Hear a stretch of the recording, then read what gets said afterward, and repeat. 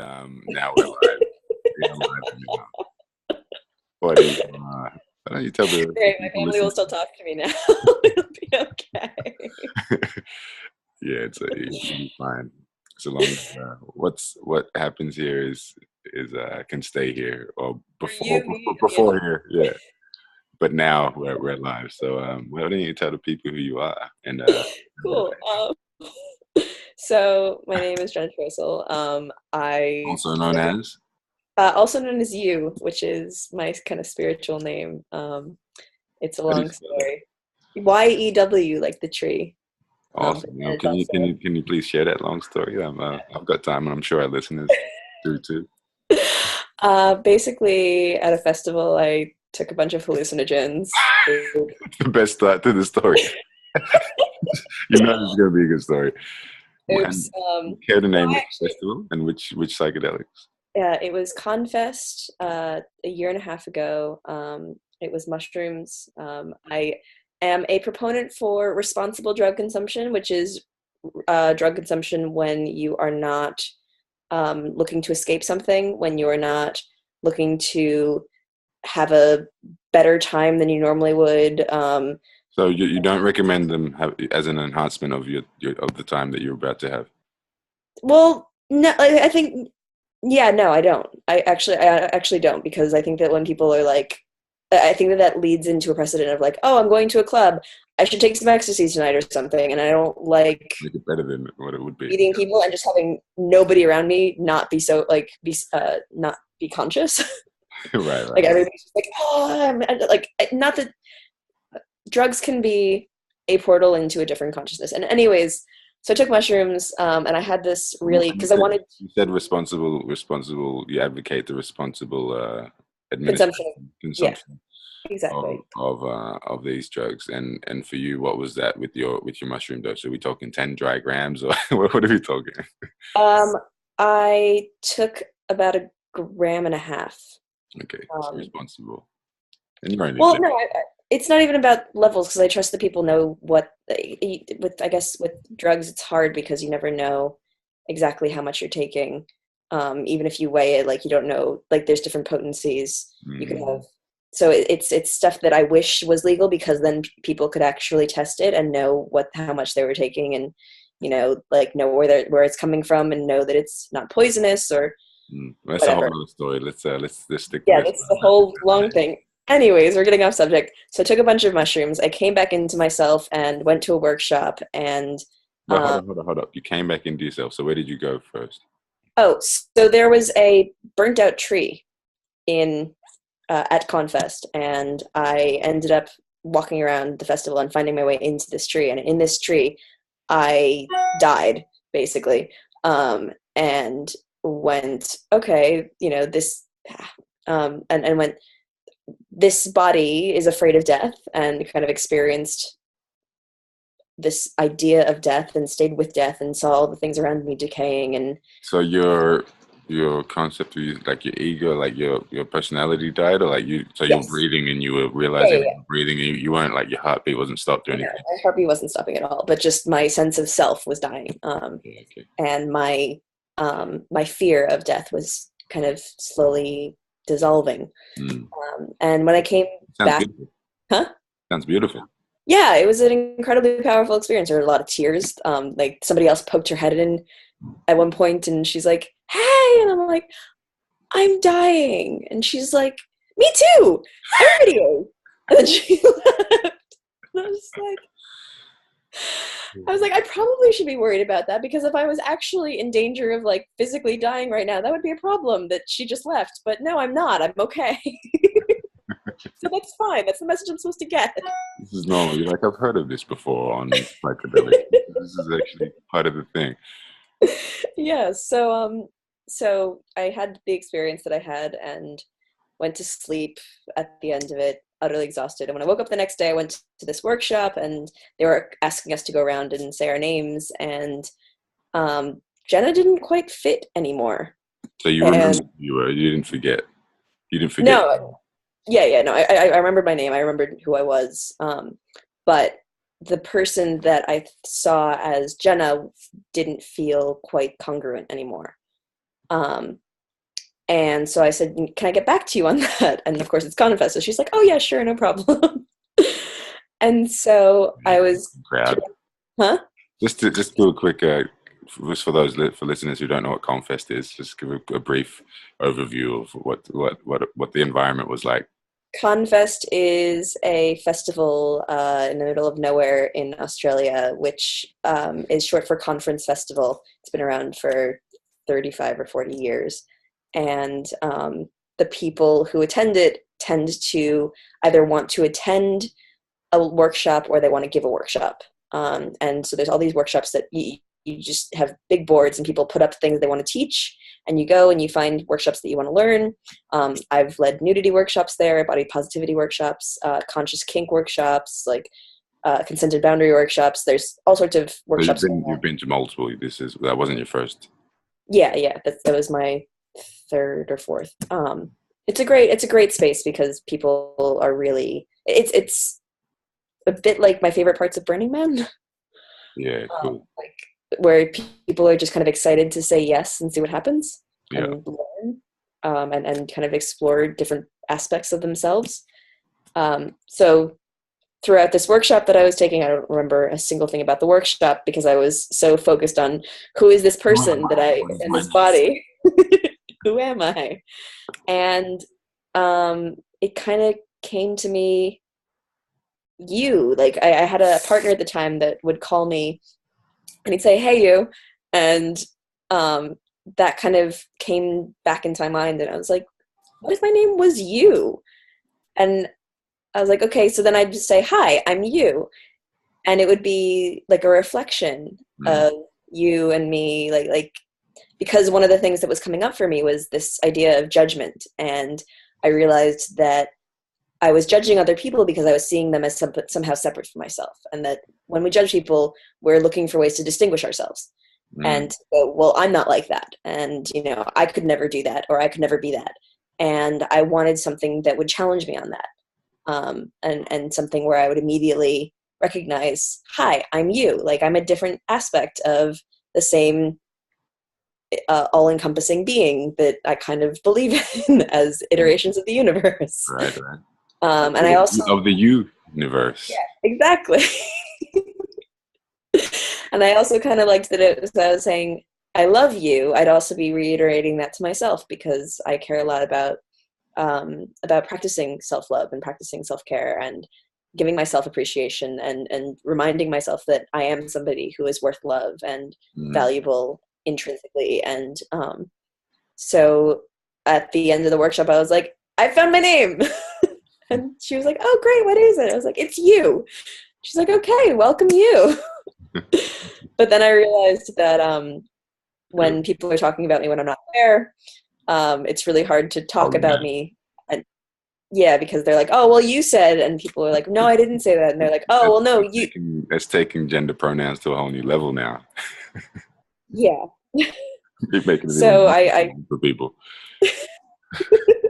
So hi, I'm you. But when I'm not around, you might want to call me Jenna, as my parents named me. It's generally how I introduce myself these days. Amazing, and I do enjoy that. That's one thing I do love about the psychedelic kind of culture and these substances is they definitely have this kind of effect where they allow us to ask these questions and almost look at the parts of ourselves that don't often get looked at or don't often get thought about, or look at things in ways that and places like perspectives that don't often get looked at from out here in here out there from another person, from the overview, from deep inside, from minuscule, from macro. And it's one thing that I definitely love about them is it allows us to think about things, ourselves, others, the world at large in ways that we don't always find ourselves doing so. Absolutely. I mean, there's a theory that one of the reasons why humans developed consciousness was because our ancestors took hallucinogens, and because different paths in our brains are possible when we take hallucinogens as opposed to some other types of drugs. And And what was sort of, I know a lot of, because a lot, even things, you know, these altered states, I think I look at my children and they'll have like, I don't know, they might have some chocolate or something, you know, they're having some cacao and sugar, especially like refined sugar. I almost think it's unethical to give them refined sugar sometimes, because I see the pupils dilate. I see them go crazy a little bit for, you know, some time, whether it's half an hour, 2 hours. I see them go up and then crash down, and they're crying and don't know what's going on. And you know, and especially my son, he's really super affected, super sensitive by it. And then to the point now that he's like, today I was out with them, and we bought them a chocolate egg, but he likes it because they got toys inside, right? So he loves the little toy inside, and he's like, "Papa, can you help me open the toy?" I got him the toy, and he's like, sorry, he'd had a bite of the egg almost out of habit, and then I said, "Could I have some of that egg?" And he's like, "Yep, you can have it. I don't want it."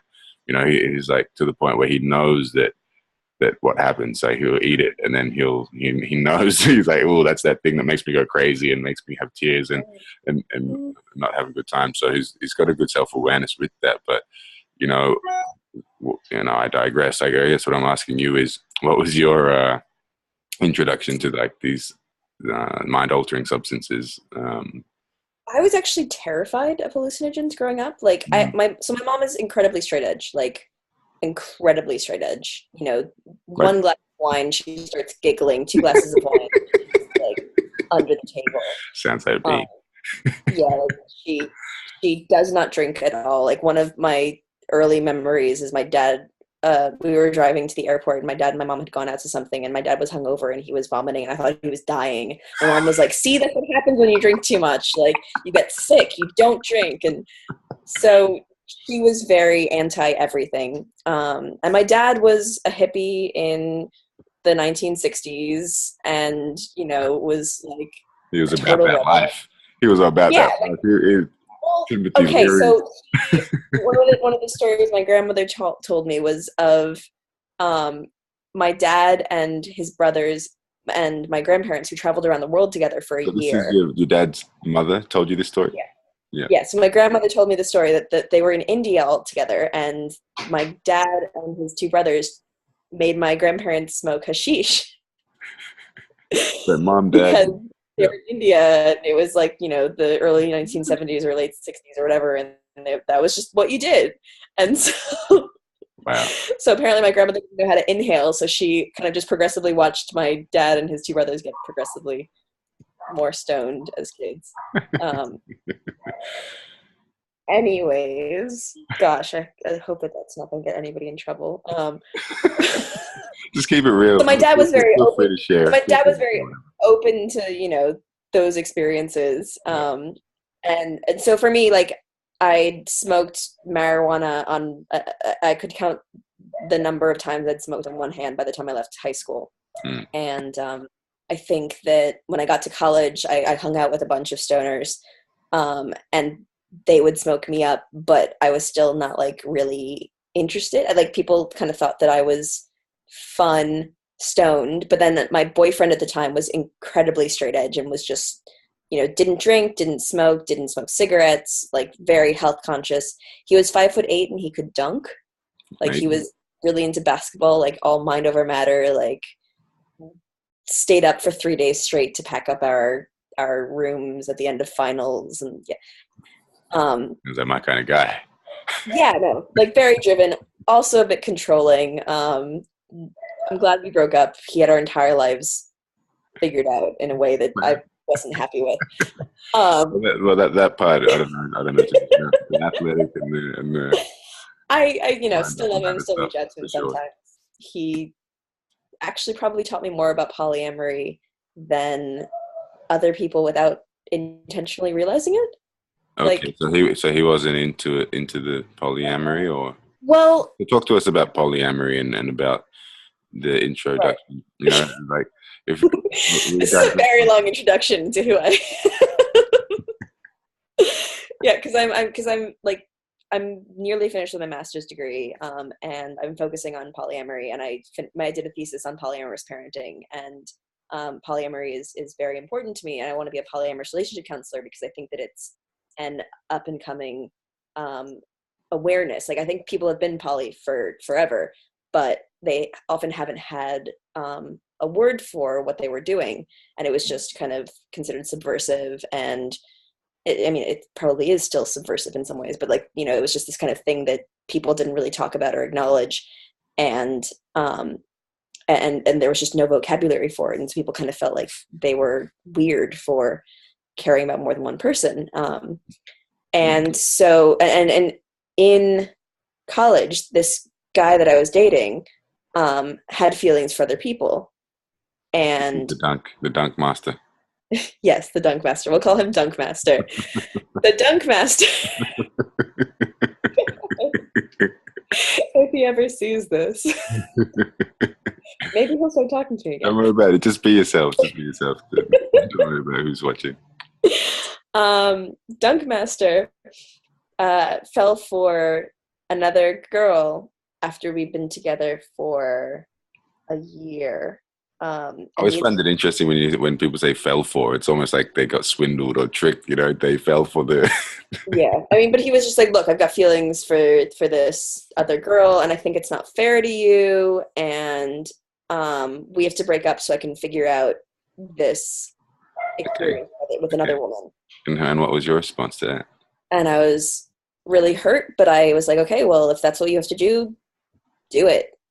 And so we broke up, and he was with this other woman, and then he was like, nope, I'm still thinking about you. I need to be with you. I'm not going to be with her anymore. But he was still talking to her. And so like there was this thing going on where I was just like, this is weird for me. And at the same time, I wasn't hooking. So before I'd met Dunk Master, I was in love with. I feel like we should call him Duncan. Okay, Duncan. Before I fell in love with Duncan, there was the brewer. Yes. I'm loving these characters. This is amazing character development. That's what he does now, though. Like, so that's not. So he was like a science whiz. So we'll call him, yeah. Like the alchemist. He's a bit of an alchemist. Okay, so we've got the alchemist, we've got Duncan, and we've got the alchemist's best friend. Oh, the plot thickens. The poet. Yes. We've got the alchemist, the poet, the Dunk Master. Amazing. And the army brat. The army witch? And the army brat.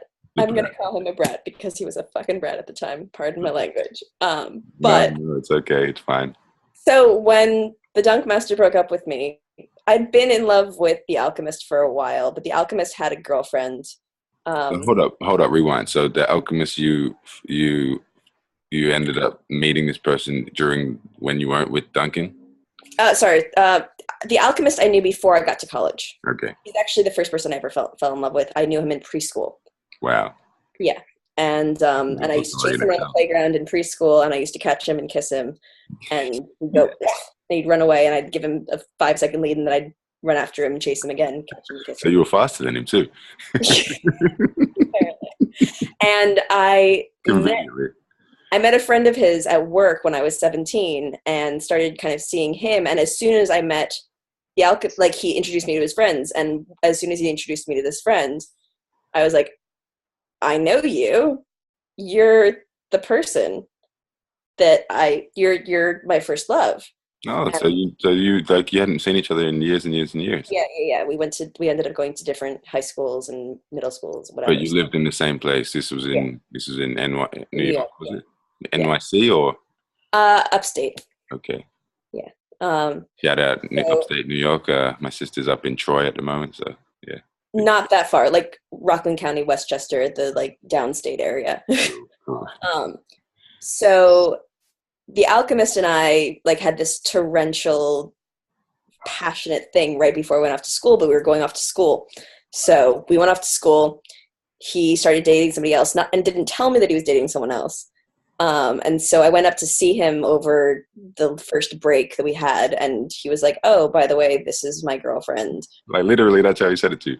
No, actually, his friend, the poet, was like, you should know when we drive tomorrow, the alchemist has a girlfriend. And I was like, what? Were you like, Yeah, I thought that hang on a you sec? loved me. So got up there, met her. She was really lovely. I tried to hold myself together. I think I ended up getting really drunk for the first time in my life, being a Oh, wow. hot mess on the floor. And the alchemist was just like, look, I love you, but this is not our time. Oh, wow. And you Like, guys are all kids still, right? This is you. yeah, like we're 17, 18. I guess we were 18 at that point. And I was just like, I care about you so much, but you're with this other girl and you see her as your future, or your future right now, because you're at this school and I'm at this other school, and we're like, Everything's so big at that age, isn't it? When we're that age, everything's so meaningful, and so it's like, yeah, oh, this is forever. Like we, mountains and molehills become the same thing. yeah, exactly. And It's a beautiful thing. I love that about the exuberance of youth. well, he was the first guy that I was ever naked in front of who told me that I was beautiful, that I actually believed it, Oh, and that was a big thing at the time. that's wow. Yeah, That's a beautiful thing. It's a beautiful moment. yeah, yeah. It was. There were some very romantic moments. Anyways, so I met Duncan um, after I went back to school, because I was like, okay, well, the alchemist's moved on. I've got to, move on too. So I met him, and he just pretended to be my boyfriend for a few weeks until I was like, fine, we're dating. And he was like, okay, Talk to us cool. about that. Talk to it, because that seems like a common thing that would happen a lot in the world. Well, I went to school to uni, thinking I'm not going to get attached to anybody. I'm just going to hook up. It's going to be no big deal. And so, like, we made out one night, and I was like, just so you know, not interested in a relationship. This isn't going to be a thing. And he took that as a challenge. It was like, no, actually, I want you to admit that having a partner could be good. So basically, for the next 2 weeks, he like went out of his way to do nice things for me. Like, I had my wisdom teeth were coming in, and my like throat was inflamed, and he bought me like a soothing thing that would numb the throat. It's so romantic. It was actually, having somebody take care of me was very romantic. Like, It's he a bought me beautiful my thing. favorite DVDs. Like, he came and brought me soup. Like, he was just like suggesting fun things for us to do together. And So literally, in a way, like he seduced you. yeah, yeah, yeah, yeah. I would say that for sure. Yeah, And beautiful. so, like, after like 2 weeks, I was like, okay, fine. And he's like, okay, fine, what? And I was like, okay, fine, you can be my boyfriend.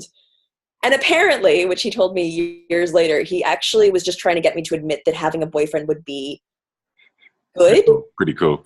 but he wasn't trying to be my boyfriend. But when I said that, he felt like guilty. So he didn't feel like he could say, actually, I just wanted to show you what having a boyfriend could be like. So he was like, okay, we're dating. So apparently the whole thing was a misunderstanding. Well, I think it might happen more than we think. Yeah. Probably communication. My communication at the time was not where it needed to be. Well, we So I don't really started get this education, do we? Really, and like we learn English, or we learn whatever yeah, language we speak in the world. Wherever you're from, we learn the grammar and such, and the how to spell words. yeah. uh, Well, actually, this is something that I've been thinking about a lot recently, because the lack of communication with relationships, like, we get the sex talk in school, how do you put on a condom? How do you avoid STDs? But like, there's no talk about intimacy and how to create the relationship that you want and what you deserve, and, how to give and receive respect, and how to mm. communicate. Like, those aren't things that people teach. Well, I was about to say we learn how to spell words, but we don't learn how to cast spells. So Yeah. um, I think part of this education is important. It warrants some attention. And like you said, having a high level of like expectation management, I think, is something that part of the curriculum that would really serve humanity as a whole. If we started actually understanding what we having that self-knowledge of self, what we like, what our desires are, what we want to create. And this is that spell talk, casting spells of, all right, what do I want? These questions: who am I? Where am I going? Where are we going? What do you think is seduction? What do you think seduction is? Seduction is. What is it at its basis form? Because I know I have a hypothesis, but I'm interested in what your hypothesis is. Seduction is. It's a good question. And is that thing that's come back? It's came back. I was feeling like this gigantic wasp is like landing on your shoulder. It's like this little thing. Yeah, it's the word that's coming is like it's almost like an art form. Is the idea that's coming? I feel it's the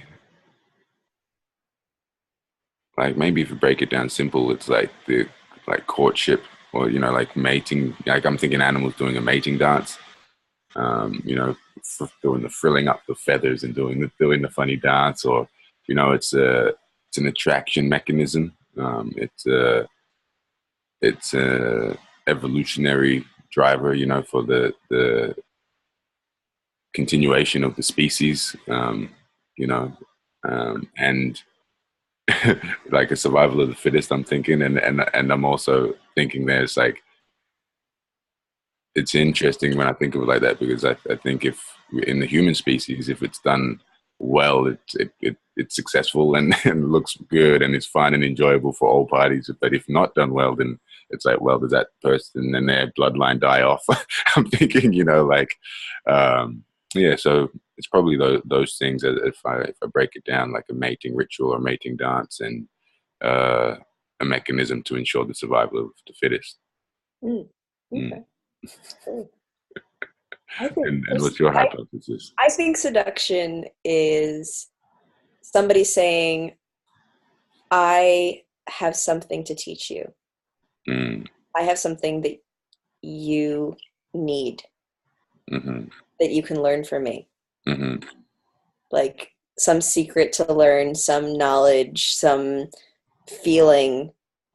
Like I think that seduction, that look like that gets you is usually this like, I know, or I want, like it's I think seduction at its basis, at its basic instinct, is like I have some sort of power that you are going to benefit from interacting in this with me. Like an intrigue. It's like the cheese on the trap, or like something like that. Yeah, I guess so.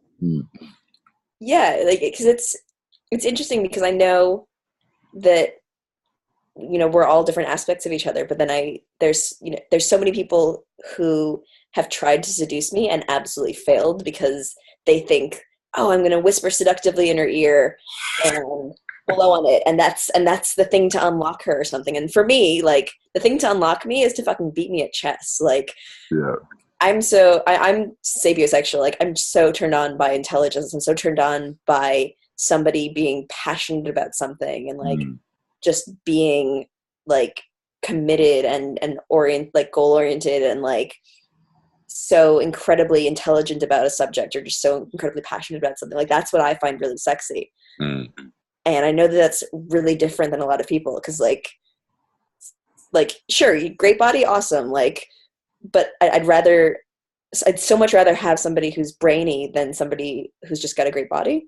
And that's probably an evolutionary thing as well. Like you're thinking the way you're thinking, what's your values is like, whether you have children or not, but you're thinking, someone who has brains is actually going to be more suited for survival.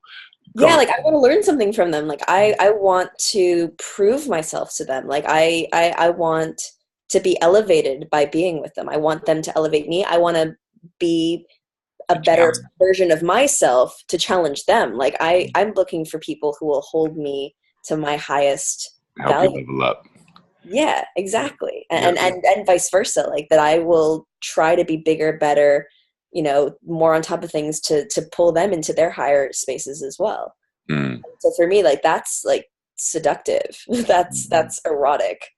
And what is the common theme? Like, do you find ever that you are kind of attracted by things that surprise you? Like, you know, you say, like, maybe you've been with someone, this person's an absolutely idiot. How the hell did I end up here? Or like, you know. I haven't fallen in love with an idiot yet. I have fallen in love with somebody who was super religious, which I don't tend to believe in organized religion, and so that was hard for me. Although when we broke it down, at the core, the way that we loved the world was actually incredibly similar. It was just that he attributed everything externally to God and Jesus and whatever, and I thought that everything was internally, and like it was all my own choices. But it was, you know, God's choices and like God's direction, and I was just like, well, I think that we have more power than that. But the way that we were choosing to show up in the world was actually very similar. The way that we wanted to interact with people and the way we wanted to help the world. All right. Let's just rewind a little bit and recap. So Duncan and right. So back to college and polyamory and finding out that I was polyamorous. So Duncan left me to be with this other girl, and I went home and was single, and the alchemist and the poet were both pretty single at the time. Pretty single, define pretty single. They had girls that they were kind of interested in, but you know, they were just starting to date them. They weren't spoken for, like they weren't taken. Exactly. And so I ended up hooking up with both of them. At the same time. Not at the same time. God, I wish at the same time, but no, it wasn't. Like that would have been hot. Well, yeah, it would have been, because they were both incredibly attractive to incredibly desirable people, and anyways, and they were uncomfortable with it, and I was like, well, we've all been friends for years now, and I know that you two love each other, and I love both of you, like, and I'm not upset when I see you with these other girls, like, you know, I want you to be happy, like, and do what you have to do to be happy, but I just also want to be a part of that. And they just weren't kind of able to do that. And one of them, the way the look on your face, it was almost looked like there was a malfunction. Like when they received that idea, they like couldn't quite fit the pieces together.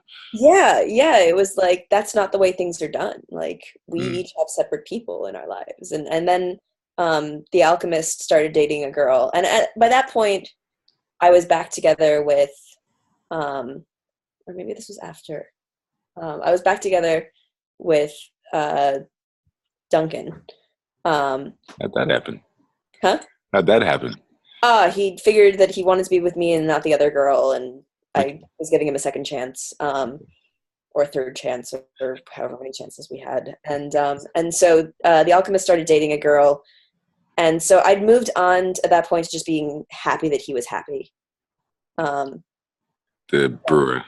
The alchemist had a girlfriend who, like, I met her, and she was great for him. Like, she pulled things out of him that I'd never pulled out of him. Like, he actually respected schedules, and like, you know, he was more focused and grounded around her, and I was like, great, this is awesome. Like, I'm liking who you are around her. This is good. Yeah, because and that's like a really, for a factor for me, you know, when your friends, people that you love, are actually with people who are good for them and are a good match. And you know, for me, you know, you're not hating on them, and especially if you love somebody, and where is that line where you're like, this person's a fucking cunt, get rid of them, please. And like where do you know, where's the line to go, hey, dude, just let me bring you aside for a moment. Do you realize that you're an idiot when you're around this person, or, you know, you're not as shiny, or you're not as bright, or, you know, for you, where do you, is that case by case, or is that just something that you actually discuss with someone, like, because I know I've seen friends with absolute idiots, and sometimes I've said something, and sometimes I haven't. I tend to let people make their own choices, and just support them through it. Rarely have I been like, I don't think that this person is right for you at all, because I feel like we choose people for a reason. I guess only when I'm seeing abuse is when I'll be like, look, that's abusive and you deserve better than that. Hmm. like whether it's And what's the verbally definition of abuse? Because some emotionally. people are getting physically, mentally, Yeah, yeah. emotionally, I, verbally abused, you know? anytime I feel like somebody that I care about is being minimized in some way by their partner instead of elevated, I see that as abuse. Like if Mm. they're, saying, oh, you're not good enough, or if they're controlling access to doing anything, or, withdrawing love if somebody can't do something or won't do something, or emotional manipulation, physical manipulation, anything like that makes me really uncomfortable. Mm. Um, So uncomfortable enough to voice yeah, your opinion. Yeah, cool. yeah. And like I Yeah, I know think it's one. so important. I think it's so important. Like that's something that I didn't do in the past. I thought, this isn't my place, but I really feel it is. If I'm seeing that, and whether I just met the person or feel, it's a long time a thing, and I guess that's the blurriness. Like if you've known someone for 10 years, you trust that they know best for themselves, and as opposed to maybe you've just met someone and you really like them or really love them, really care for them, and they're obviously being abused. It's like I feel that shorter term. Um, Relationship or friendship or whatever, companionship, acquaintanceship, whatever it might be, is I feel in personally it's a bit easier to say something than the long term. You're like, oh well, this person's made good decisions, and if you trust their character to know what's best for them. Well, I find that's how it's been for me anyway. Like I hate the word should. I Mm, try not to use it. So I don't tell anybody what they should do. Like mm, I'm like not like you should break up with him. Like you should leave him, or she's not good for you. Like you need to get the fuck out of this relationship. But I do say, are you okay? Are you like I've got concerns, and if you need help, I'm here. mm, I am very aware that people will find lots of reasons to shame themselves. mm, mm. And so I try not to give people any more reasons why they should pile. Extra ammo. Yeah, exactly. Um, if you want to talk about something, you need support. I'm here. Yeah, I and, have and opinions, but you don't have to take them on board if you don't want to. yeah, and that's a similar thing as well. I find that I've had a few of these interactions with people who I've seen the abuse, or I haven't even necessarily seen, I've heard about it. They're complaining, or it's a constant thing that comes up in conversation, and they're like, such and such has been like this. And like, well, it's almost sounds like a cry for help, or you're asking for permission to do something about this. And I'm like, well, if you're going to keep talking to me about this problem, either do something about it, or change the situation, and like stop acting like a victim. You know what I mean? Like, how are you creating this? um, and you do have power. And I try to empower the person to, hey, if you're complaining about it, like, this is what I'm hearing. Is this actually what I'm hearing? And I relay it back to them. Say, so do you want to do anything about this? Or do you just want to keep complaining about it? Or are you happy in this? Like, let me get it straight. What's going on here? So that's the kind of angle Yeah. that I find has been helpful. And it's a respectful way to sort of navigate the situation. Yeah. Mm. Yeah. Like, I mean, I think the problem that I kept on running into was that I wasn't upset by my partner's being with other people. And I would talk to those people and I'd be like, cool, he likes this, he likes this, she likes this, like, watch out for this. Like, this younger woman that Duncan was dating, like I talked to her and I'm like, look, just so you know, like he doesn't sleep for days sometimes when he's finishing an essay. Like, you're gonna have to watch out for this. Like, Mm. and she'd never kind of come across somebody who wasn't jealous of. Okay. And with that, and just with that, is that something because you mentioned earlier that the whoever the other partner might be, the other person might be, um, brings out a different side or an aspect of the person. So, like, maybe he did that with you, that he stayed over 3 days, but with them, she might not experience that. What are you talking about? Are you tripping? Is this the same person we're talking about? Like, Yeah. did you ever encounter that? Or I, at the time, did not have that kind of vocabulary, did not have that kind of realization. Like, mm, I was definitely in it a lot and just like doing the best I could with what I had. yeah, yeah, cool, cool. And what I had at that point was no vocabulary at all for compersion or, being able to like understand other people's love languages or any of that. And so my experience was like, I'm just going to try to make this as good as it can be for everybody involved, even if it's not necessarily me. So what was it like for you? Was it enjoyable? Was it expansive? Was it, was it tumultuous, or Yes. all of the above? Yeah.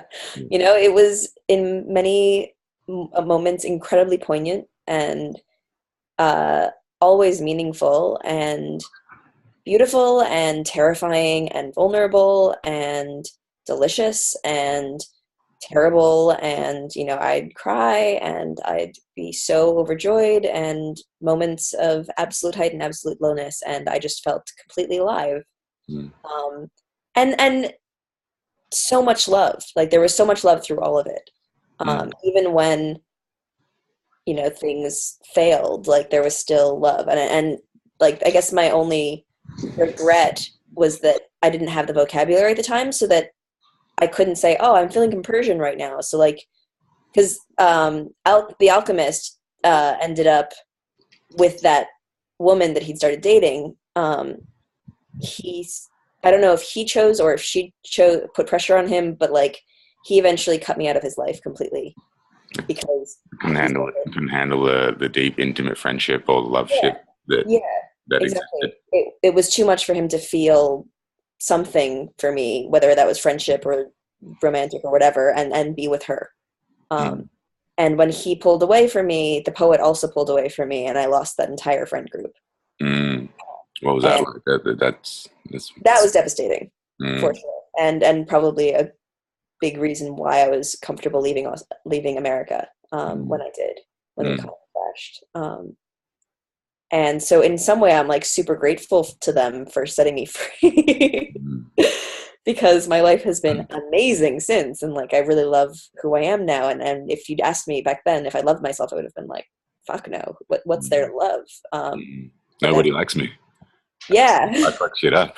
But now I'm like, fuck, I'm excellent. Like, what's there not to love? If somebody can't see that, I feel bad for them, not for me. I totally relate. It sounds really up myself, but no, like, I think Seriously. I think I've led an interesting life, and I think that I'm a person who does the best that she can with what she has, and I like my ideas, and I like my friends, and I like my stories, and like, I like where I'm going in the world. So how did you end up in Australia? The global financial crisis is the short answer. GFC. I'm outie. No, I'd just graduated from college, and I'd gotten a job as an environmental consultant in New York City, and then the economy crashed, and I was a environmental consultant. Okay. Yeah, I did my undergrad in environmental studies. Did an honors thesis on energy consumption and whether people feeling connected to nature lowered their energy consumption, and we actually found a correlation there, which was really cool. So somewhere on the internet is my paper on energy consumption in Union Street housing and whether there's a correlation. But yeah, so I'd gotten a degree and a job, and I thought that that's what I was going to do for the rest of my life. Like, I was living in Brooklyn, I was living in a shoebox, but I could afford it. And I had this internship that was going to be a job, and then the economy crashed, and they were like, "We need your desk tomorrow. See ya." And peace. Good luck with that. And overnight there was nothing in New York, and I'm just like, what do I do now? This is terrible. It's like the carpet is just gone from under you. Yeah. And like, I had a little bit of savings, so I was like, okay, I could, I can like live off of this for a few months, but I need to find more work. So I ended up finding a fair trade food company that I could work at part-time that would give me enough money that I could do something. Figure it out as you went. Yeah. But I had a cousin who owned a ski lodge in Japan, because he's been in Japan for 25 years or something. And gotta love that. You absolutely gotta love having the family member with the lodge. The ski lodge best. Privilege at its best. Like, like somebody asked me recently, like she was like, how did you get to stay in Australia? I was like, honestly, privilege. Like white privilege is the entire reason why I'm here. Big ups, shout outs to white privilege. Like people be hating on, so I'm like, man, they did their yards back in the day, you know, and mad respect, you know, mad respect. Oh, stop it. No, that is not something to be proud of, but it is how I got here. Why not? Why not be proud of it? Why not pick it up? Because I'd rather elevate everybody than like celebrate my own privilege. I'd rather work on elevating everybody up to that level. Anyways, we're getting sidetracked. I believe in equity.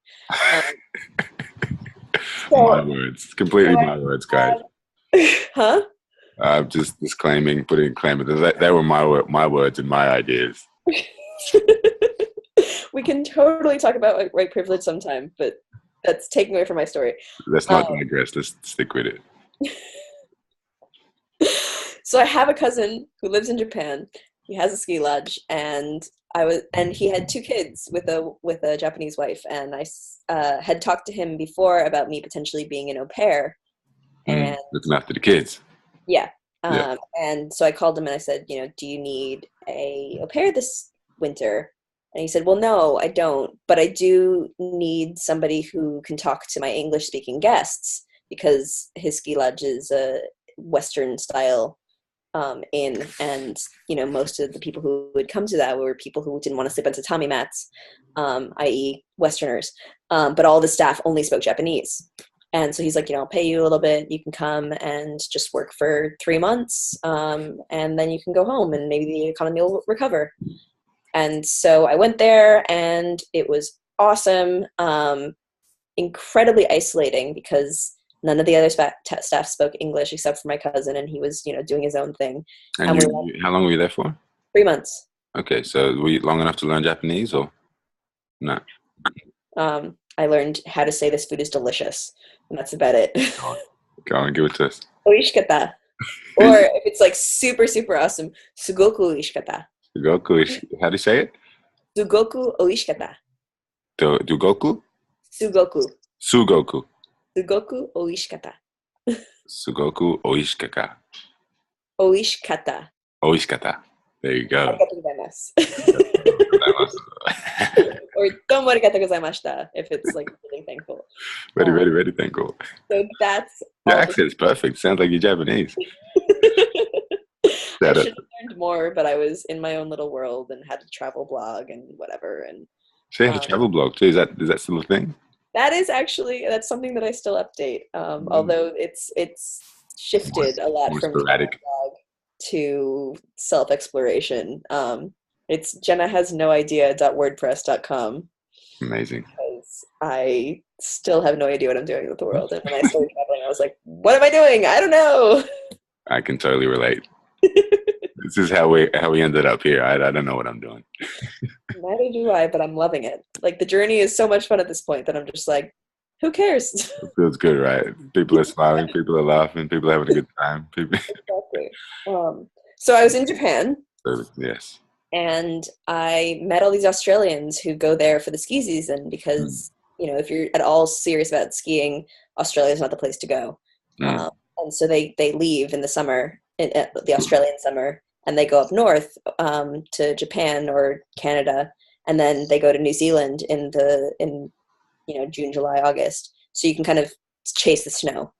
And so I met all these Australians who said, come visit our country. And I was like, yeah, sure, why not? The economy's still not recovered. I still only have part-time work waiting for me, and I can probably go back to that at any time. I'll go for like a month. And thankfully someone said, you can't see Australia in a month. Like it's literally impossible. It's like saying, I'm going to see America in a month. Like maybe you can see New York in a month. Yeah. You can see Sydney in a month, but don't do that to yourself. Australia is a continent. Apply for a work and holiday visa. They hand them out like candy. Do it properly. Mm-hmm. And so I said, oh, yeah, okay, cool. I can do that. How long does that give you? What's a working holiday visa give you? Gives you 12 months, okay. Yeah. And you can work in one place up to 6 months. Okay. Yeah. So I did that and got it and called my parents and said, hey, so how you're supposed to see me in 3 months? Well, it's going to be another 6, I think. And yeah, and I just never left. So what happened? You got sponsored or you studied? Like, how did that work? So I became a professional musician for 4 years, and Doing what kind of stuff? drumming, Taiko drumming. Yeah. Which kind of drumming? Taiko. It's a Japanese style of drumming that I did not do in Japan. Yeah, I didn't do it in Japan. But I was living in an ashram. So I was traveling with. I love Taiko drumming. It's so good. It's amazing. It's so clearing and so great for your body, and it just like it's music therapy, I swear. But I was living in an ashram because I was traveling with a guy that I absolutely hated. Like we just were. I don't hate him now, but at the time we were incredibly incompatible travel partners, and we're both very sarcastic people who couldn't hear the sarcasm in each other's voices.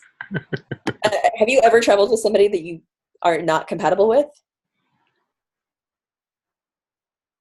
Not really. No, like the way that I am is my body will just leave. Like my body won't hang around for that incompatibility. Well, I felt guilty because I invited him. I invited everybody in New York to come visit with me, to come travel with me. I like all of my friends. I was like, Australia's freaking awesome. Come and join me. And he was the only person who was like, yeah, sure. That's cool. It was a spontaneous one. Yeah. Yeah. And so I felt responsible for him because he'd come across the world to travel with me. And then we were entirely incompatible travel partners. So it wasn't like I couldn't just leave him. But you could have, but then you would have felt bad. I would have felt terrible. I would have judged myself incredibly horribly. But so we were living in an ashram because it was a way for us to kind of be around each other, but not actually have to talk to each other. Was it a silent ashram? It wasn't a silent ashram, but we were doing woofing, willing workers on organic farms. And so we were like working pretty much full time for room and board there. And so we're getting different jobs every day. And so we weren't really. Didn't have to look at each other. Yeah. Like, I mean, he's not a bad guy. It's like, he's actually a really lovely guy. We just didn't see eye to eye and we just didn't travel well. He had a lot of kind of that New York, like, why are you talking to me? And I'm like, I'm talking to everybody. And like, just very different views of the world at the time. So we were staying there and I happened to have a free afternoon that I wasn't supposed to have. Like I was supposed to work and somebody just didn't have work for me. So they were like, go meditate or whatever. Do something. And these people had been drumming all day and I had no idea what was going on. And so I just kind of poked my head in.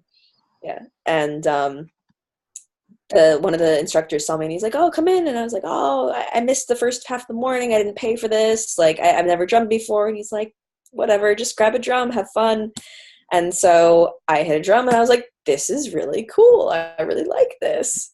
And he's like, yeah, well, like, I'll teach you like a little rhythm. And so I'm drumming with everybody, having a great time. And I talked to him afterwards and I'm just like, this is awesome. And he's like, well, we have got a music school. Where was this place? The ashram was up in Mangrove Mountain. Which is where? It's about 2 hours north of Sydney. Okay. Central Coast. Okay. Yeah. And they were like, well, we've got a music school on the Central Coast called the Rhythm Hut, and we take backpackers. If you wanted to come and stay for like a couple weeks, you can stay with us and just help out, like keep the place clean and take some drumming classes. And so I was like, well, yeah, sure, that sounds great. And they're like, and we're performing at this music festival. You should totally come see it. Which one? It was the Dreaming. It was an Indigenous music festival up at Woodford, and I'd heard about it when I'd been up in. That's huge. Yeah, it was a big thing. Yeah. They don't do it anymore though. Like I think it folded, which made me really sad because the stuff that I saw there was fantastic. But this guy was like, you should volunteer for this music festival so you can come see us perform at this thing because it's a big deal for us. And so the guy I was traveling with and I both applied as volunteers, and he got in and I didn't. I was like, shit. The guy, yeah. Yeah, like he's gonna go and have all the fun. I'm the one who wants to drum. Like this is shit. And so we're like, so unfair. So we were like, let's just try to talk my way in. And so we drove overnight and got there at the festival. Like So like, fuck it, I'm gonna go anyway. Yeah, like we're gonna talk my way in. We're gonna get me in. You're gonna seduce your way in. So we show up and we're like, look, he's already doing this. Like, please, I will take any job. We've driven literally, 12 hours overnight. Like, we stayed in the fucking cornfield last night. Please don't, make me go away. Like, I don't have the money to attend this festival. I will do anything. And they were like, oh, great, you're in luck. Somebody canceled 15 minutes ago. You're in The universe, this yeah. line aligned. Exactly. So we got in. There's a way. I like that. Yeah. So we got in, and the first time I ever actually saw them perform was the first time in my life that I'd eaten a magic brownie. Magic brownie. So, like, what kind of a magic? Like a magic mushroom brownie, I actually don't know. Like, literally, some girl came up to us and was like, "Do you want a brownie?" And when we were like, "I don't know, do we?" And she was like, "Yes, you do." She's like Jedi. Yes, yeah. You want a brownie. And so my traveling partner went off and bought these brownies and came back and was like, "Here's your brownie." And so I ate a brownie and I was hallucinating. Wow, so most likely hashish or edible. Yeah. Maybe. Who knows? Advocate the safe use of the only time in my entire life that I've done that. But it was great because this is awesome. But I was hallucinating and I was seeing the music coming out of the drums as light. Awesome. Bit of synesthesia. Yeah, completely. And I saw this like white. The first time you'd ever seen this, was that like one of the first that was the first time I'd ever hallucinated. Okay. Amazing. And I had no idea what hallucinogens, like I didn't trust my brain around hallucinogens, but I kind of didn't make the connection that I was hallucinating, and that was okay. So what led to you saying yes, okay? Like, what was your like? Well, the drums pulled my heart into the drums. Like, I saw the music, the light coming out and pulling my heart back into the drums, and I turned to the guy I was backpacking with and said, "I need to learn how to drum to get my soul back." No, I mean, rewind. Like you said, do you want some brownies? And she said, yes, you do. You put the question back on her. Like, what you said, that you were, a bit scared, or like, you didn't trust your mind around hallucinogens. What? Well, I thought that it was a pot brownie, and so I was like, oh, well, I'm just eating pot. It might have been a pot brownie. I've actually since hallucinated from a pot brownie too. Yeah, well, marijuana is an incredibly strong psychedelic, so. Yeah, which I didn't know. Okay. So you were like, oh, I can deal with it. You weren't as untrusting or about what you were ingesting. It was out of character, but it was like, he's not worried about it, so I'm not worried about it. Yeah. I feel safe enough here that this is just an adventure. Cool. I think that's important. That's like me just asking you that. I feel that it's, being in that place where you feel safe. It's the setting, it's the set. And being, well, I'm going to be fine regardless.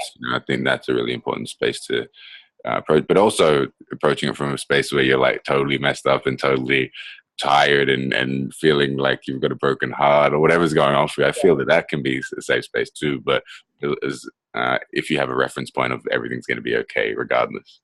Yeah, I think acceptance is the biggest thing when people are doing any drug, is if you can accept what comes and just roll with it and learn from it. Like, it doesn't matter what happens.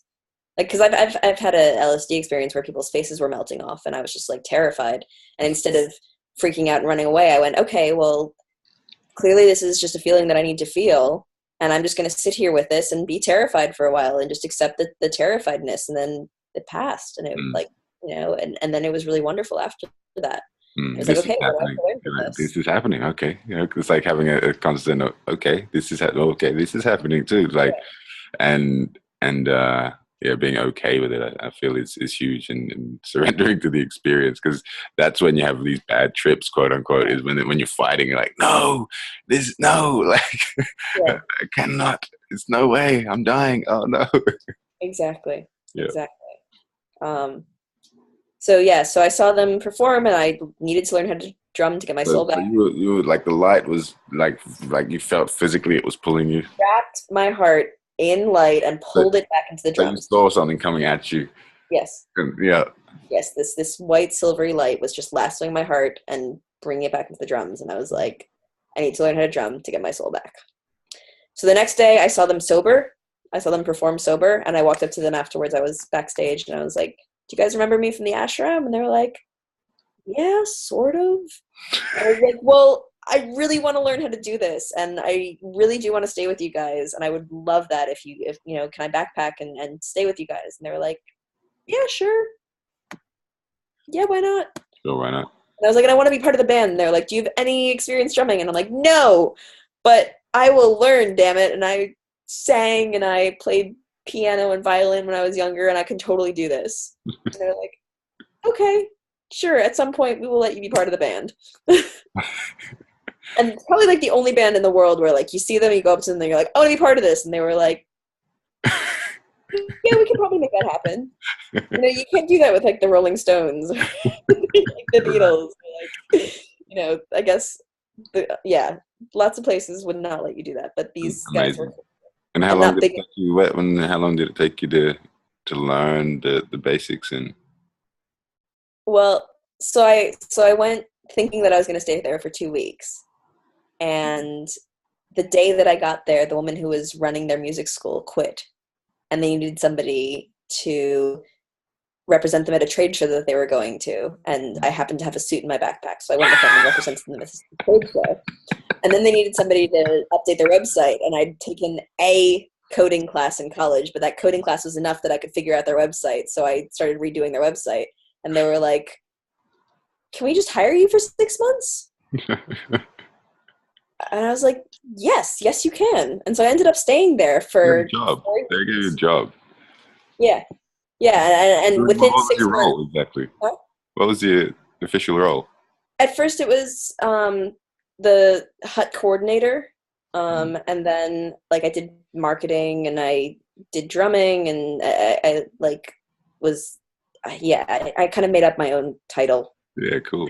Um, and You like, just winged it.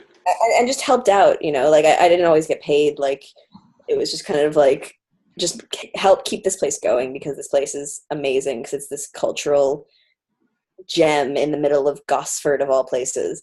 Right. And I met my boyfriend at Confest, actually, of all places.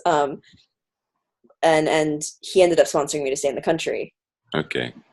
And so that's how I got to stay here, like for the rest of what I got permanent residency from that, and I became a citizen last year. Amazing. Yeah, so it was just like this whole thing where everything just kind of fell into place by saying yes to whatever came up. Yeah. And it all happened because this guy and I were completely incompatible travel partners. Making good of a not so good situation. Yeah, like making lemonade out of dog shit. It doesn't sound delicious at all. Making diamonds out of dog shit. How about that? Crusty Diamonds actually suck. Nobody should buy diamonds. Like, diamonds are the worst, terrible. Yeah, just I don't know if you've ever done any research on diamonds, but diamonds are like the biggest load of shit ever. Talk to us about that. Huh? Tell us what you know. Share it. Basically, like they should be a semi-precious stone at best because they're so incredibly common. But De Beers has a complete monopoly, and like they have it under different names, like Diamond Consortium names, but they artificially jack up the prices and control the supply to keep the demand to keep the prices high, and then have an incredibly good advertising team to convince people that diamonds are the only way that you can express your love forever, and that you should never sell them because they're a investment piece forever. Okay, so it's so they drip feed. There's a whole shitload of them, and they're just drip feeding them out to the world. Yeah, and they're who's that name that you said? You said De Beers. Yeah, De Beers Diamond Company. But they where have. Are these guys based? Where are they? I don't remember. Are they a South African conglomerate or something? Or it's Dutch. Well, all of the conglomerates are actually De Beers. Okay. All of the different mining groups are actually under the same parent company. Okay. And I think that's changed a little bit in the last 10 years or something, and that's probably why diamonds are less expensive than they used to be, but they're still way more expensive than they should be. So they're providing a lot of jobs for people, miners and things. Like what's the deal there? There's some terrible conditions in most mines, but it's literally just like it's a It's a crock of shit. I've told partners before when we like talked about even considering marriage, I was like, if you get me a diamond, all bets are off. Like, no way. I'm leaving. You're Diamonds not are forever without me. yeah. I mean, I've got a diamond ring, but it was my great aunt's, and like this is the only one I need. You know, like I'm not. This is like sentimental more than. So, but where can people find out more about this whole thing? There's an Atlantic article. I think it's called. Have you ever tried to sell a diamond? Okay. On theatlantic.com. Okay. Yeah, that's a really good. Or there's a television series called Adam Ruins Everything. Okay. Yeah. Or Netflix, just internet, yeah. Google. The and that sort of brings us kind of back to the marriage thing. What are your thoughts on marriage, and what are your thoughts with polyamory and marriage? And yeah. Right. So my thesis for my master's degree in counseling and psychotherapy was on polyamorous parenting. And polyamory is interesting because it's all about how, like, there's if you get 5 polyamorous people in a room, What is polyamory? Yeah, and you ask them to define polyamory, they're going to have 5 different responses. Probably 500. If you have 500 people, probably be. Yeah, if you got 7 billion people, 7 billion different styles of polyamory. Like the problem and deliciousness of polyamory is that there's no right way to do it. There's no like polyamory at its base just means many loves. Mm-hmm. And it's challenging the idea of relationship, of what is a relationship in many ways, because people are starting to realize that relationships are what you define them as. And so many people see polyamory as a way for them to recognize non-monogamy as an ideal for them in some way. And whether that's, sexual non-monogamy or, just emotional non-monogamy, there's preference for mental non-monogamy. Yeah, there's like, and I don't like saying non-monogamy because that normalizes monogamy as the norm, and everything else as not that. But relationships become this spectrum of what do I really want and how can I get my needs met. And so there's sounds very selfish. How do I get my needs met? Well, I mean, I think that's all relating in some way. Like, it's what am I getting from knowing this person in some way? Like, I get joy from this. Like, I hang out with this person because they're funny. Like, I get joy from that. I hang out with this person because they ask me good questions. I talk to them about my problems. Like, I learn something about myself from that. Like, there's that's so selfish of you. Yes, but we're all inherently selfish. Like, whether or not people think about that, like, that is my point. That is like the thing that people, we hang out with people because we benefit from it in some way. Whether it's because I feel like a better person because your life is so shit. So what is your personal definition of polyamory then? So the way that I practice polyamory. So you don't have a definition for it, is that what you're saying? Yeah, I don't have a specific definition. Is it fluid? It changes depending on the situation. It does. Like when I have clients who come to see me, one of the first things I ask them is, if they are polyamorous, I say, how do you define polyamory? What does an ideal polyamorous relationship for you look like? Like, what is love to you? How many times have people pondered this question like quite thoughtfully and spent some time sitting down with that? Often. There's often a lot of things where, people just never quite talked about it with their partners. And one person believes in primary partners and the other person is a relationship anarchist. Or that's how they're choosing to label themselves that day. For me, I mostly resonate with the idea of solo polyamory. So what is that? So that's the idea that I am a sovereign being and my own primary. Like, I look after taking care of my own needs. And then people come into my life, and it's not about having a hierarchy. It's about preferencing whatever need I need met at that time is whoever I'm going to spend time with. And I trust that the person in my life that I'm with is choosing to spend time with me at that point because that's their highest value at the time as well. So anytime I meet up with somebody, it's because both of us are in a space where we are getting our needs met by spending time with the other. So you're ready to be seduced? Yes. Yeah. In some way. To learn whatever and yeah, and like, you know, and I'm enjoying something about them and feeling like this is a hell's yes for me. This is the right space for me to be in right now.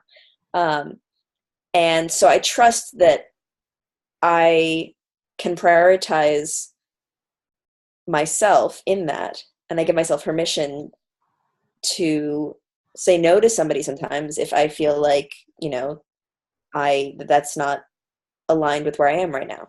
To say no to like a current, to spending time with them, to having sex with them, to whatever. But then I also expect my partners to say no to me too. You know, I look for the no's because hearing the no's means that I can trust the yes. If you're only getting yeses from your partner, then you're probably not actually getting everything that they want. Like, you need to know where the boundaries are in order to be able to respect the boundaries. And what's the healthy way to go about finding those boundaries?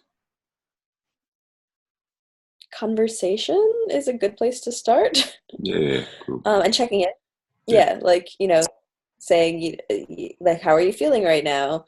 Where are we? Like, this is my experience of this right now. What's your experience of this right now? Like, really great ways of, yeah, exactly. But I don't think that was on record. So what do you normally say to people? That how is this for you? Yeah, exactly. That's a great way to check in. It's I find that, I think it's a curiosity as well. I really want to know what the experience is like. It's a genuine curiosity of, I want to know what this is actually like from your perspective. Like, how does this feel? And the deeper and more clarity and vivid I can get from that. So actually, I'm feeling this inside my stomach, or actually my, you know, it's nice, but I'm in my head, or, you know, actually I kind of feel a bit awkward, but I don't mind, or, you know, like getting the exact kind of flavor that it's like my heart's racing a little bit, or, you know, like I'm actually really kind of cool. I've never felt more comfortable in my life, or however it might be. Yeah, no, that's a really great way to do it. But yeah, like, so I'm always kind of looking for the boundaries of comfort zones, and then getting permission to either push those boundaries or stay within those boundaries, and like figure out. So talk to us where people are comfortable. Talk to us. Sorry to interrupt you there. You don't mind? Talk to us a little bit about some of the work you do with. I know that we've had an interaction where, you know, being entered into a space and to explore some of these boundaries and comfort levels and comfort zones, and some of the, you know, these kind of interactions or experiences that you create. I don't know if it's with performance or with workshop, or, you know, where you create these spaces, because that feels like the exact practical application of what we're talking about. Yeah, well, I lead workshops on consent and boundaries. I also lead workshops on nudity and body positivity, and conscious kink, and just talking about. Huh? A lot of things you said about 5 things: consent, boundaries, conscious kink, boundary. You know, like. And it's all stuff that I'm interested in. It's all basically communication. It's you know, being comfortable with your body is communicating with your body, and, you know, allowing yourself permission to love who you are. Like conscious kink is about communicating with a partner and allowing your partner to love you, and allowing you to love your partner for all that they are. You know, consent and boundaries is all about communication and all about respecting the no and looking for the no, and, you know, and also looking for the fuck yes. And like, so talk to us about what does it look like. How do you explore that? Like, physically or Awkwardly at first. yeah? Awkwardly at first, and then it gets easier, you know, like So instead of just leaning give us in an for a kiss with somebody, being like, paint a little bit of a picture for us. So if somebody wanted to do this at home, for instance, with their partner or with a friend yeah. or whatever. So when I am interested in a person and I've met them and I want to move things to a more physical space, I might say, I would really like to kiss you right now. And that allows them to go, oh, I'm not into that, or that sounds great, or to kiss me in response or whatever. But it's just, it's expressing a desire that I have without laying anything on them, without saying, I want to kiss you. Or like without saying, can I kiss you? Or they either have to say yes or no or whatever. It's just like, it's just stating a desire you have, which might be a fleeting desire, but it's just like, this is where I'm at right now, and it's okay. Like I've asked people out before, and I've been like, hey, so I'm feeling there's something here where I want to know more about you, and I'd love to go on a date. How does that sound? Like, you know, just and it's completely fine if they say no. And if they say no, then I'm like, cool. Can we do something non-romantic? Like, because I'm still interested in you as a human being. Like, you're being who I'm interested in general. I'm sorry, I'm married. I'm sorry, that's my partner over there, or something like this. So yeah, that's fine. Have a partner. Great. Like, that's not a problem for me. How can I show up with love in a way that you can accept that? Or is that not something that you're interested in at all? That's fine. and Like, what are some I of the just, responses you get rejected outright, or do you find that people are yeah, open? absolutely. It depends on the person, obviously. Like, it depends on their level of attraction. It depends on where they are in their life. Like, I always just show up with love. Like, my goal in life is just to show up with as much love as possible for myself and for others. And sometimes, you know, love for myself means, look, I absolutely love you, but this isn't working for me right now. Like, this is not helping me grow. And that means, you know, love for self is trumping that desire to take care of somebody else or show up for somebody else or whatever.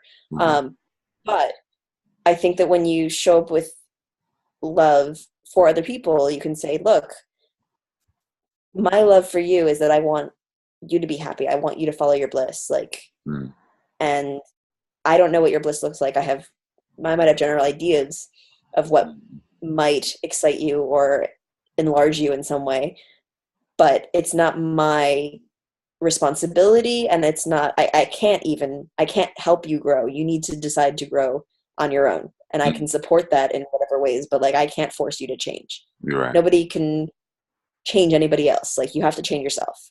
Right. And so for me, like, my idea of love is so fluid, and I feel like I can genuinely love basically anybody I meet, because I see all of us as iterations of each other, you know. Yes, And you do. yeah, exactly. And so I go, like, you know, how are we interacting? Am I showing up with love and compassion? Like, I've talked to some people who have done things that I do not agree with at all. You know, I've talked to people who are, I would say, actively destroying the earth.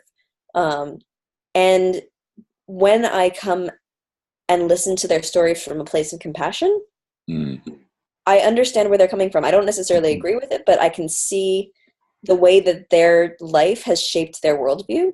And I can offer an alternate story at the same time as supporting their experience. And I feel like so much of the problems in the world is when people see anybody as other than themselves, and they go, you know, you are different and other and weird and strange and unrecognizable to me, and that means that that's a threat. Yeah, to me, to who I identify as. Exactly. You're a different religion, you're a different gender, you're a different sexuality, you're a different, you know, job, you're a different race, you're a different whatever. Like, you're different and strange. And the levels as well. It's like, well, and the finding, like, oh, we're all humans, but then like it goes down to the levels. Like, we might be Catholic, but we're different kind of Catholics. So, like we're part of this religion, but then the different types of Buddhism or whatever it might be. You're a leftist, but you're not, you're vegan, and the levels of like almost becomes a competition of who can out. Who's more holy? Who's more righteous? Who's more right? Right. And it's frustrating because I just like, I feel if I got trapped in a room with anyone for like 5 days, I don't care what happened, we'd be able to figure out some way to love each other, I think. Or I'd be able to figure out some way to love them. At least. Whether they'd be able to meet me or not, again, depends on how they were raised, like what is acceptable in what they've known in the world. Because for some people, they've been so traumatized by the world that they don't know how to love people. And so it's like, how can I mirror or model for them love so that they feel safe enough to show me humanity? And doesn't always happen. And and often for many people, when that happens, then they let that harden their heart. Like somebody isn't able to love you and you react with the fuck you, I'm gonna bash your windows in, how dare you reject me, instead of going, oh, you genuinely just can't love me right now. Like, that's just not where you're at. That's not my fault. That's not my problem. Doesn't make it lessen you. Yeah, exactly. You really. And so consent, boundaries, this has been obviously a journey. Polyamory is a nice place to explore some of these things and I guess more traditional ways of relating. People can explore these things too. So again, you painted marriage, right? We were talking about marriage, and so the problem is right now that there is state-sanctioned relationships, and everything else is defined as other and bizarre and like and alternative and and is unsupported in any way. And so one of the people no benefits from any of the other models.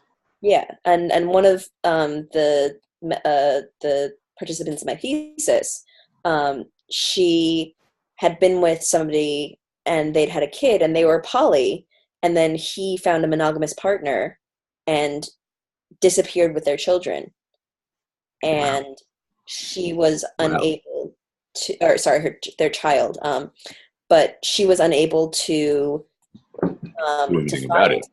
Yeah, and so she was, in family court and having to pretend to be different than she was to be legitimate enough to get her kid back. Yeah. And so like there's this and her kid would be begging her not to go anytime she saw her. Like it's brutal. Yeah. So it was just this whole thing. Anytime she saw her kid, it was and how is that an ongoing thing? Does that end with a happy ending or at the time it was still ongoing, and I haven't heard from her in a while, so I don't actually know.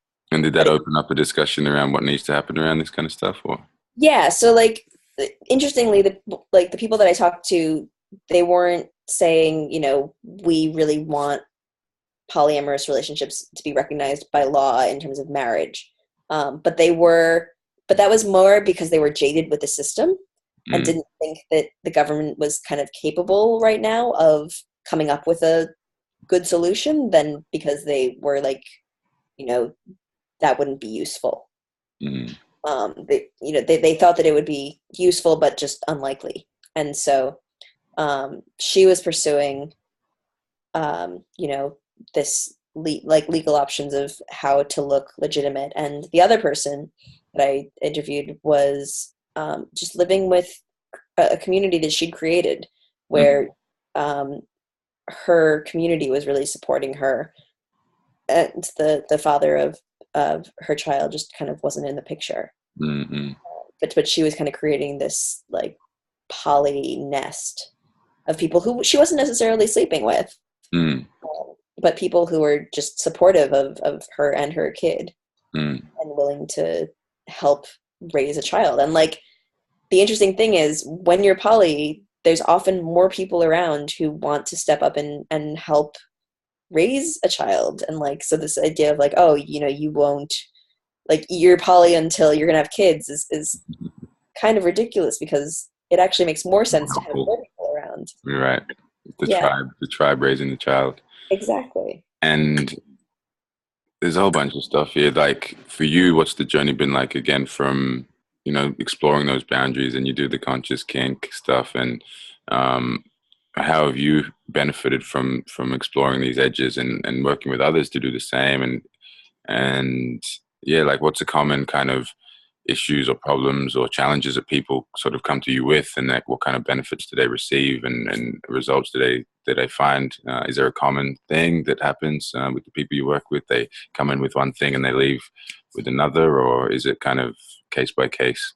It's definitely case by case, but people feel more confident in themselves and in being able to speak up. Mm. You know, like even I teach these things, and I still sometimes can't speak up or feel, you know, like I'm not being my highest self, and I could have worded that better, or I could have, you know, had a conversation or whatever. But people like relay back to me that they feel more confident, and they're communicating more easily. And why do you think that is? Like what's happening?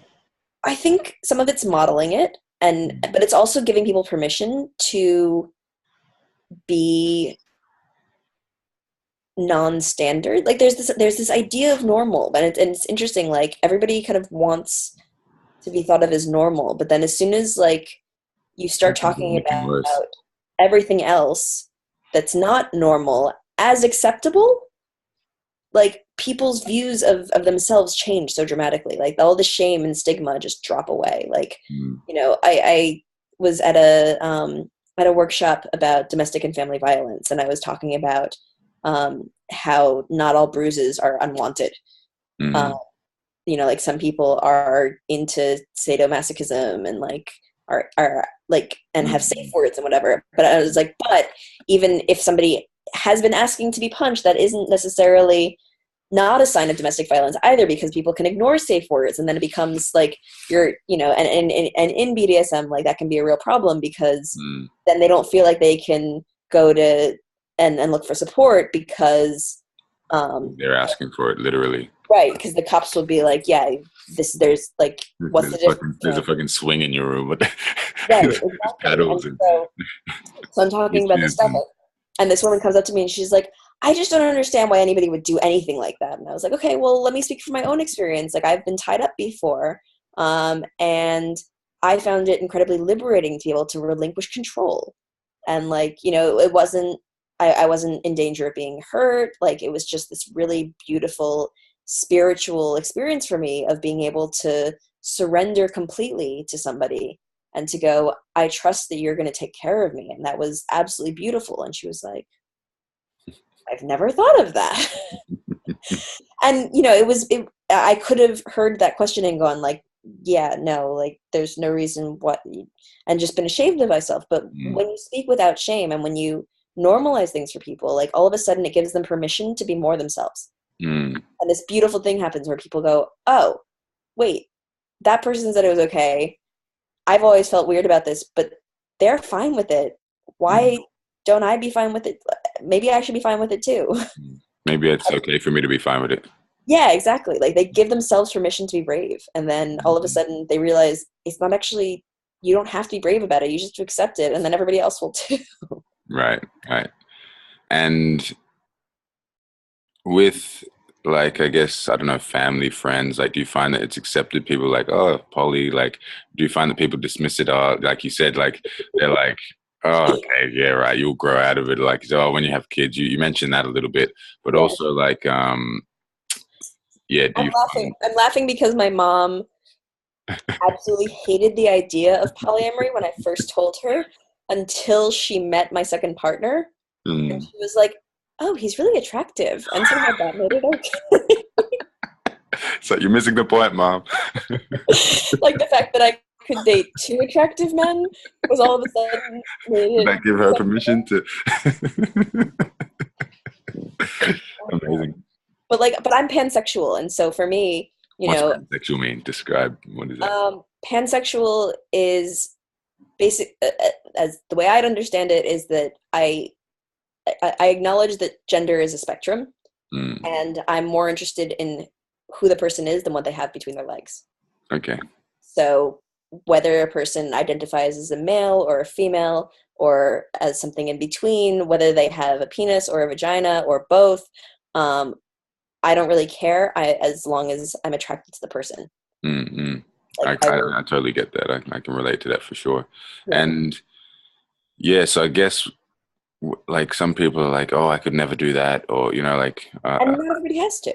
yeah, Like, and some people like as well, you know, because I've been around this for a while as well. These kind of scenes, and often see a lot of unconscious, uh, you know, slutdom essentially, you know, and I see a lot of people want the cake but don't want to make the cake, or don't want to um, don't want to actually look at themselves and to actually look at, you know, their own, even things like boundaries or own ethics, and that actually don't really have, yeah, like the urge to really be loving. Essentially in the polyamory, it's a lot of sex. I get to have sex with a lot of people. Awesome. Then I can just go do that and cause you know, wreak havoc and cause a lot of damage and yeah. do a lot of abuse stuff. And, you know, so like what is that experience been like for you, you know, witnessing all of this kind of I actually don't have that active. much sex, weirdly.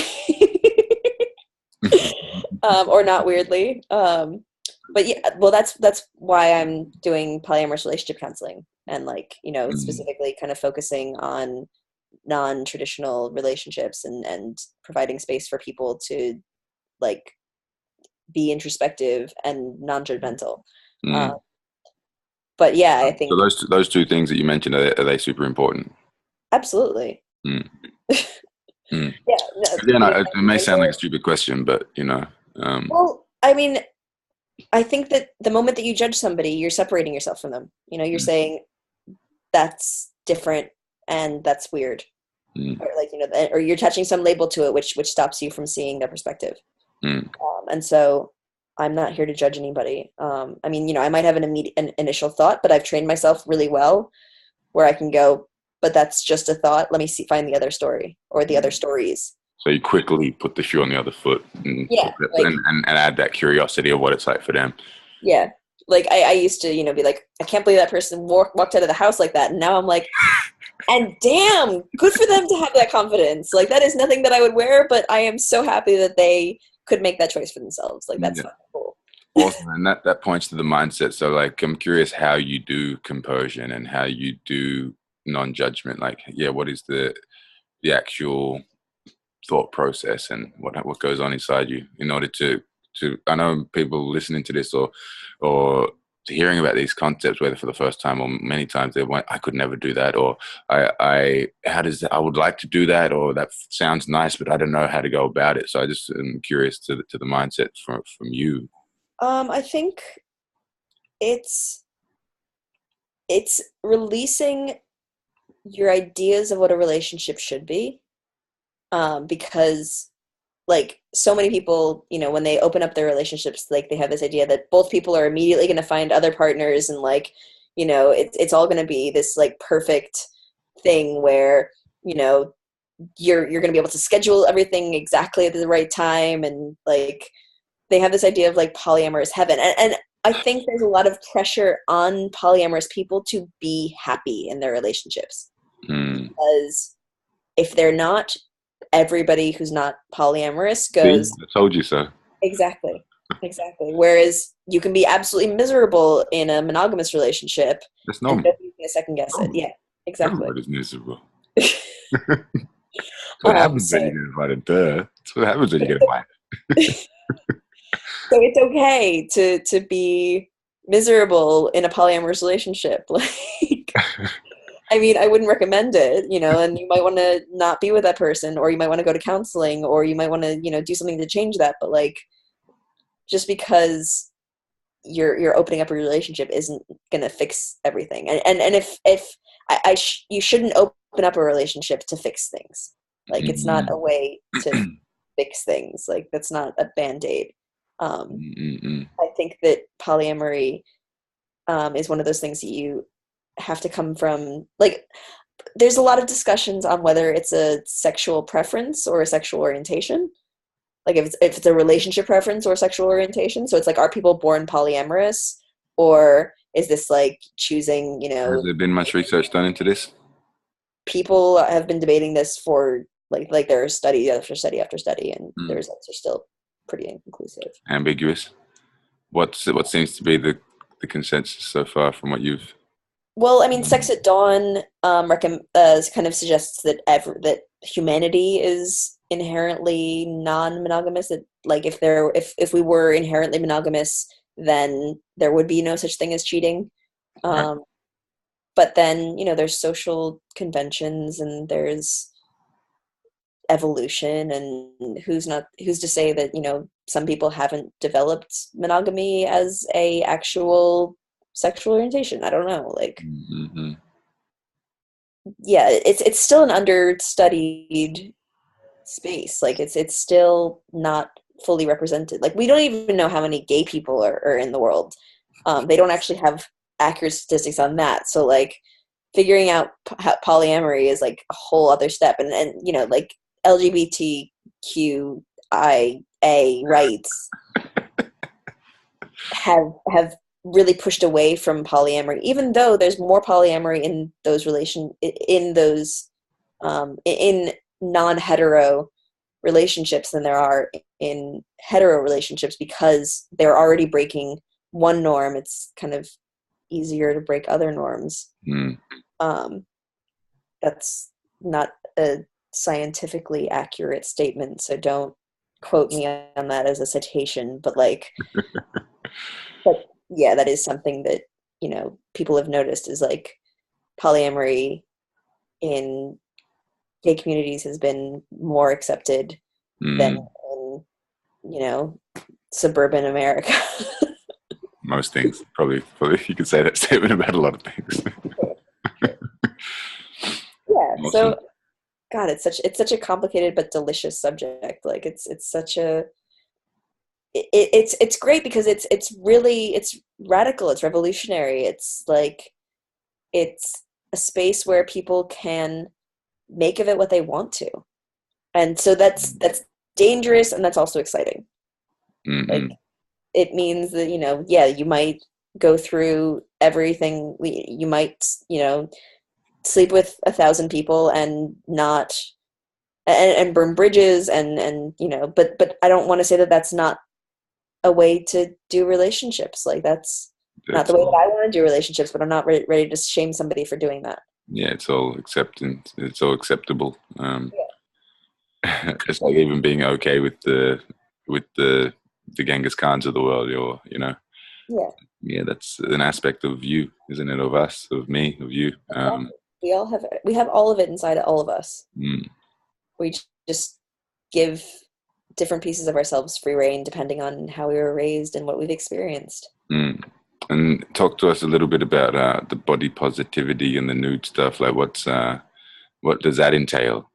That is all about connecting to like being brave and deconstructing all the places that we've learned shame from the world, whether we get integrated voices from our parents or from partners or from magazines and advertisements. Like we go into all the reasons why we've learned to hate ourselves. And then we basically do a few activities where I challenge people to get naked, or at least take off one more layer of clothing than they feel comfortable with, and just step into normalizing the range of human bodies and experience. And it's a lot of fun, and it's also really challenging to a lot of people. And like there are tears and there's laughter and there's like embarrassment and there's joy, and it's just always, I've done it for like people who are like 18, 19. I've done it for 70-year-olds. I did it with a workshop where a Muslim man showed up, and it was like in a space with naked women and like just dealing with all these different beliefs, and everybody who's done it has felt better about themselves afterwards in some way. And like when I do it at different festivals, like people will come up to me afterwards and be like, I felt so good this week. Like, Amazing. yeah. And what are some of the basic tenets or premises that you base some of that work on? Is it like, it's just some of the principles that are underlying the work? I think it's just the idea that there is no such thing as the perfect body, but everybody has a perfect body. And it's just figuring out, not deconstructing your body into the parts of it, but figuring out how it supports you and how can you love that support and that space. It becomes like, it's like looking at it in a different lens. It's actually one of not making it wrong or abusing it, essentially, like sending it abusive messages or non-acceptance, or like, that's causing that separation. It's more of accepting and a positive it might not look or feel the way I want it to, but what's good about that? It's like balancing out that how can I love what's already there and then work with that, like, okay, sure, I can also love my body when I start working out more and when I change my diet, but how about I start loving who I am now instead of waiting for that to happen? Because this has supported me for X number of years, and this body is functional and I'm breathing and I'm alive here because it's deciding to bring me around in the world. How can I develop like a loving relationship with it? Like, what does a loving relationship look like with my body? How do I move if I have a loving relationship with my body? Like, how do I feel? What changes when I start to learn to love my body? So it's just changing the conversation and that you have with the body and the interaction you have. And I'm sensing like levels of gratitude around that as well. So what am I grateful for around my body? Yeah. There's this UK television show that's like, they set people up on naked dates. Yeah, I've seen this one. Yeah, and I watched 2 episodes because I was curious about the premise, and then I noticed that I was comparing myself in the mirror. Like, even though wide range of body types, whatever, I was still kind of going, oh, would somebody choose me? Would not somebody not choose me? So I just stopped watching it. It was interesting as a premise, but I was noticing that I was judging myself more after watching it, so I was just like, no, I'm not interested. If this is going to cause me to question my self-esteem, not okay. Cool, and that's an interesting decision-making process there. It's like similar to, I don't read newspapers or watch the news, or like for most of what is in a newspaper is most of, not all of, but is something that I don't want to, keeping up to date with current affairs. I could care less. I could give 2 shits. Like, I'm sure if something's important enough, I'll hear about it from a friend of mine, or. But then they're watching the news, so somebody's got to get the news at some point. Somebody's going to get it, and if something's, and is it really that important? I don't know. It's nice to keep abreast, and that's why I actually do ask people who I talk to is what are some cool corners of the internet? What are some cool websites? What are some cool resources that you've found over the years? And I've found some really cool stuff from asking that question. So I'm going to put that one on you real quick. More Than Two is a great website about polyamory. A lot of stuff about primary and secondary Bill of Rights, if you believe in that kind of stuff. They just have really fantastic resources for polyamory. I really like Medium and The Root in terms of just news. Like, what's a Beacon? Did you say? Medium is a blogging thing, and it's like short articles, 2 to 5 minute.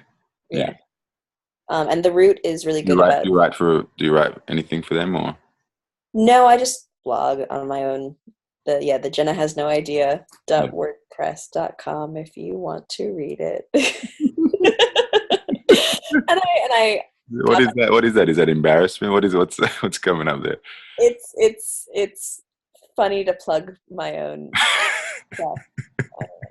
I should get comfortable with it. I will get comfortable with it, but it's always it's interesting because I started it off as this travel blog, and if you go back into the archives, it's like really like, oh, I saw this today and did this today, and then it's really become a platform where I kind of deconstruct how I see the world and kind of offer alternative scenarios and then try to figure out if other people should offer. Like, I did something recently on prison reform and like how I think the American prison system is absolutely fucked, and what happens when you think about things in terms of penalization as opposed to in terms of reform. And like, are you trying to punish somebody or are you trying to help them become a better person? And those are two very different ways of approaching something. And a friend of mine today, Well, that's really big, isn't it? yeah, absolutely. And like, yeah, I was at this boycott, divest, um, something thing today that Oh, a the thing friend. we're talking about today, yeah. Yeah, and it was all about like Israel and Palestine, and you know, the question is like, do you want to punish Israel or Palestine, or do you want to actually like focus on making it sure so that everybody that's there can live there Mm. and like feel safe living there? Mm-hmm. And I feel like a lot of people come at that conflict from a space of we need to punish this side or that side for doing these things, but they're both saying exactly they're both saying exactly the same thing about the other side, which is the other side is lying, the other side, you know, Making the is person wrong yeah, and not exactly. accepting and not coming from that place of compassion or love. It totally polarizing the situation. Absolutely. Mm. And so it's And just this. but you look at some of these places as well, like I don't know exactly, it might be Scandinavia, it might be Portugal, especially places like Netherlands, where a lot of the like the black market of drugs, for instance, or illicit substances is it's very a lot of things are legalized, um, and a lot of the uh, the government or tax dollars goes to education and Yeah, goes to yeah, not like these penalization like or war yeah. or things like this, and we find that when people go to like the re I don't know the right word, when someone commits a crime twice, like the uh, Oh, wait. Oh God, this is gonna annoy me. Um, reoffending, maybe something like this. yeah, The reoffending rates are really low because the focus is on reformation, like you said. It's like on how can we actually this person. It's a mental health issue essentially. If someone's committing crime, something's happened, there's a trauma or something. It's like, okay, how do we get this person to become a functional member of society?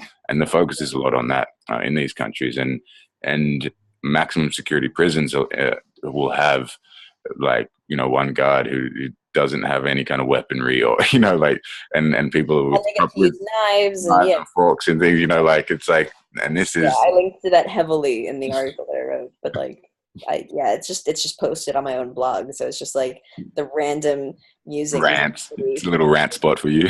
Yeah, who says that I have no idea about anything, so don't take any of this or take all of this with a grain of salt, you know? It's actually something that I often start a lot of my workshops with. Is like, look, I don't know really what I'm doing. I'm just the same as you, figuring it all out. Don't put me on a pedestal, please. Exactly. We are all equal, and I feel that's a nice neutral place to start from. And so I love the title of your blog for sure. For that, I can relate to it. Yeah, in my workshops, I'm always like, I don't know your experience better than you do, so I'm gonna ask you to do these things, but only go to the level where you feel comfortable. Like, don't feel like you have to follow me. Responsibility, right? Yeah, because I'm suggesting it. Like, if you feel like your entire world is gonna fall apart because I'm asking you to do an activity, don't do the fucking activity. And then you get to blame me. Then you get to sue me. Yeah, well, I mean, at some point, you might get to a level where you can do that, and that's great, but like, don't push yourself beyond your limits just because somebody else asks you to. Like, know your own limits, know yourself. And just sort of rewind a little bit there. What was your relationship with your own body? You said that it makes you have low self-esteem. Was there a time where you just digest and consume this stuff that would allow you like that would affect you in such a way that would give you low self-esteem and you wouldn't even realize it? Or like, was there a point of view where you were like fully like, I hate my body or anything like that? Oh, I I didn't start to learn to love myself until I was 23. I Mm, went on a vision quest where I went out into the bush for 3 days and I got everybody's voices out of my head. And I mm, had nothing but a sleeping bag, a thing of water, and a tarp.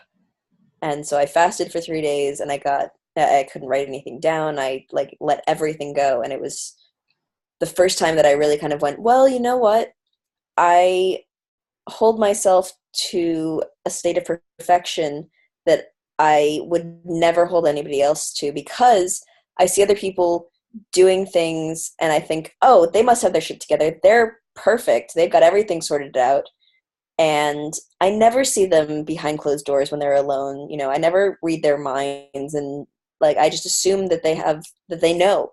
And I'm looking for that person who knows more than me so I can follow them. But we're all, like my mom says, you never came with an instruction manual. You know, and well, people got the Bible, right? that's an instruction manual, but it hasn't been updated, and like, you know, Jesus didn't say anything about AI. But there's also the Quran, and there's also, you know, the Tao Te. You got the Bhagavad Gita, you got the Tao Te Ching. So like, there are a couple of instruction manuals that may or may not be faulty. And may or may not have been heavily edited over the years to serve certain people's purposes. So what had like Vision Quest? You just like, hey, I should do a Vision Quest. How did that come about? That came about randomly. Someone was like, I do Vision Quests, and I was like, that is something that I'm doing. Yes, I raised my hand for that. So I did, and it was amazing. And so I came back from that going, you know what? I wake up in the morning and I try to make the world a slightly better place by the time I go to bed. And as long as I keep on doing that, I can live with myself. And I can learn to love myself. And it was the start of a journey, and it's not the end of the journey. You know, I definitely, as I said, I watched this television show, I looked at myself in the mirror, and I started comparing myself to other people. Like, I'm not flawless, but I do know that if somebody insults me to my face now, I don't internalize it. I go, why are you trying to make me feel bad? Like, what do you get by belittling me? That's not cool. Like, I feel like I have something to offer. I feel like I have a body that I'm proud of, that, you know, I don't treat it like a temple, you know, but I don't treat it like a garbage can either. Like I treat it as a space that I'm happy to reside. And I treat it with respect. And, you know, I work out when I feel called to work out, and I meditate and when I feel called to meditate, and I don't always, and I forgive myself for not always being perfect. But I'm perfectly imperfect. Right. As we all are, but we can't all see that, and we can't all like what do I gain? Whenever I think about, you know, oh, I shouldn't eat that or something, I'm like, am I going to remember that tomorrow? Am I going to remember that on my deathbed? I'm going to be like, oh man, I can't believe I ate that extra brownie. Like, but I also believe, you know, I'm like, I would like my body to last for a while, so I should walk and, you know, do activities that I find fun. I dance a lot. Like, I really enjoy dancing. I love getting into my body and being able to move and being like, how do I move when I'm angry? That's important, is it, to make it fun? You know, like the movement. If you are moving, I love, like my body and the body. It's like having a body. The fact that I get to experience life in this body, and I love moving it in all different ways. But if it's fun, if there's a social aspect, or if there's a competitive aspect, I'm incredibly competitive, and I like learning and growing. So if there's an aspect that I get to learn new things, like if it's a martial art, or if it's or even with meditation, that's why I love movement meditation and using the body, because I love the body. And I think making it fun, you know, it's like, and I think that's a mindset thing too. It's just like, at the you know, standing in a pose for 20 minutes, 30 minutes, you know, it isn't really necessarily fun, but it's a mindset to go, actually, I get to deepen my comfortability. I get to have, you know, I attach it to those higher values of growth, of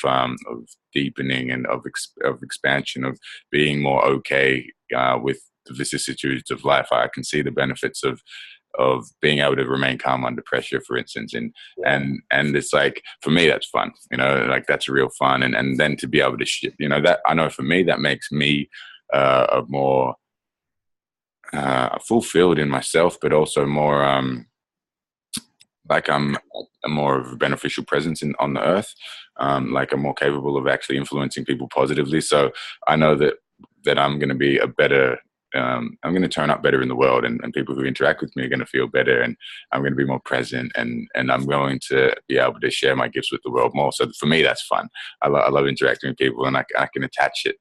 These not so fun things, working out, training, it becomes like a no-brainer when you can relate those two things to them. And for me, it's not necessarily a body positivity thing. I'm like, it's I guess it is like the side effects. It's like a healthy relationship with the body. If those activities, walking, I enjoy nature, I enjoy air, you know, I enjoy trees. I actually like noticing them, you know, it's like being around them, obviously. So, and I think that's fun. And I think that aspect that you mentioned of, you know, you got to do, it was lovely. But yeah, what you mentioned there around, you know, you love dancing. I think that's an important part of making some of these. You mentioned before about, you know, the diet addict, the diet addict, or, you know, like. Yeah, my mom has been on a diet my entire life, like whether it was the Atkins diet or Weight Watchers or something. Like she's counted calories my entire life, and she's fluctuated in weight, but like she's spent so much time stressing over what she's putting in her body that I just felt like that wasn't worth it. Mm. it, Defeats the it purpose almost. If you're filling your body with cortisol and adrenaline, that's unnecessarily, and you're in your sympathetic yeah, system the whole but time. like I mean, my dad loves food, absolutely loves food, and like puts like my dad's entire family, like, you know, my grandmother spends the morning planning lunch and the afternoon planning dinner. Like Oh yeah. eating is like an act of love, and that's on that side of the family. And so I have these two completely opposite perspectives of like food is kind of something to be feared in some way, because if you eat too much of it or if you eat too rich of it, you know, you're going to gain weight. And there's the other side of like, no, like just intensely love the Enjoy. food and just, you know, enjoy it, and then just exercise a bunch. But then I don't exercise super much, but I also don't like I don't overeat. But I don't diet. I treat my body with respect, and it's not I'm not skinny. But my goal isn't to be skinny, because when I am skinny, I feel like my body becomes this social commentary space where everybody feels like they can comment about how good I look, and, you know, like it becomes this common property that I'm not really comfortable with. And so I'd actually rather have a little bit more weight and kind of like filter out. Avoid the leering, Yeah, trying to filter out people focus. who are just interested in me for how hot my body is. Being what did you mention? Sapiosexual. It Yeah, probably doesn't excite you as much. exactly. And like my body is deliciously fun to squeeze, and like, you know, I'm not like obese, but even if I was obese, like how about I love this body because it's soft and it's like fleshy and it's Right. fun to play with, and it's fun to feel. And like, you know, when I have sex with lovers, they don't have to worry about bruising their hip bones, like, which is apparently a thing that happens It's a sometimes. thing. It's a thing. Which I'm not worried about, and I'm okay with that. Mm, But also, if you are into bruised hip bones, that's totally fine too. Like, I do, I'm right. not trying to shame anybody, because it's like you have the body that you have, and I just want you to be comfortable with what that body is, because you've only got the one.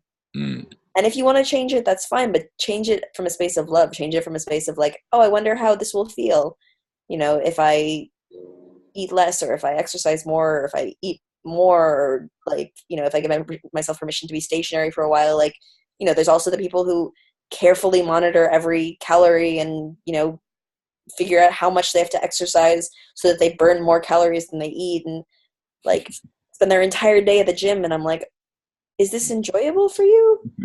And if it some people is, love it. Some great. people love it, right? Yeah. And if it is, fantastic. But just don't do it to please other people. Do it to please yourself. Mm, important. Do it because this is something that feels delicious to you, because it gives you community, or, you know, it gives you a burst of endorphins or whatever. Don't Mm-mm. do it because you want that girl to appreciate you because your muscles are so big. Like, love the body, love feeling strong.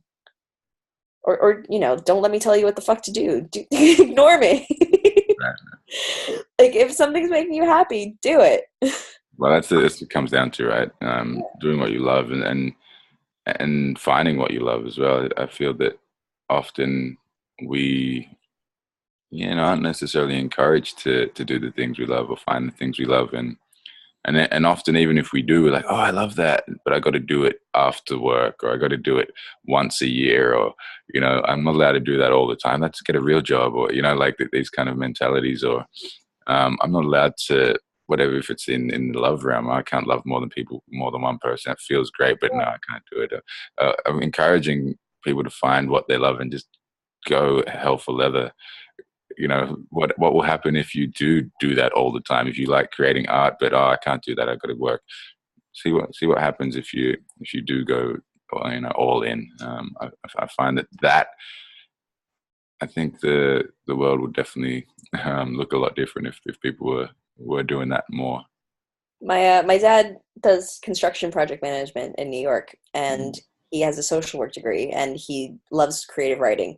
And so for a while he created like a newsletter in his work, because he wanted to interview people and like learn more about them and write, and it was this really satisfying thing for him to make like the company newsletter that nobody asked him to do. And he just kind of had a little bit of extra time that he enjoyed being creative and making something that he could claim and be proud of. So cool.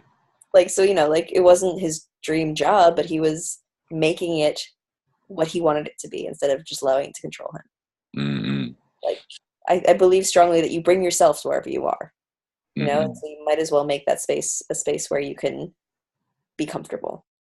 It's just as important to recognize that no matter what you do, you're bringing yourself, and so you're bringing your own resources, and you can create spaces in that to be happy. Right. Don't have to kind of feel like you're disabled by the situation you put yourself in. Yeah, exactly. Like, just because you're doing a job that you didn't necessarily think was your ideal passion doesn't mean you can't be happy in it. You can make it what you want it to be. And then find what does make you happy and follow that too. I don't know. What are the things that make you happiest? What make me happiest? Helping people communicate makes me happy. Being alone in nature makes me really happy. Seeing the sunset and sunrise. Sharing a really intimate space with people makes me really happy. And physical touch. Like, I'm such a cuddler. Consensual cuddling is freaking delicious. Bomb. Yeah.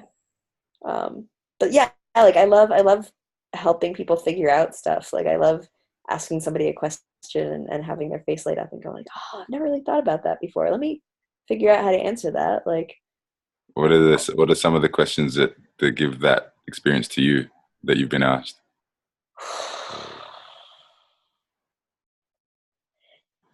If the rest of the world didn't exist, who would you be? And what does that change? I imagine the answer from you. Yeah, I'm still figuring that one out.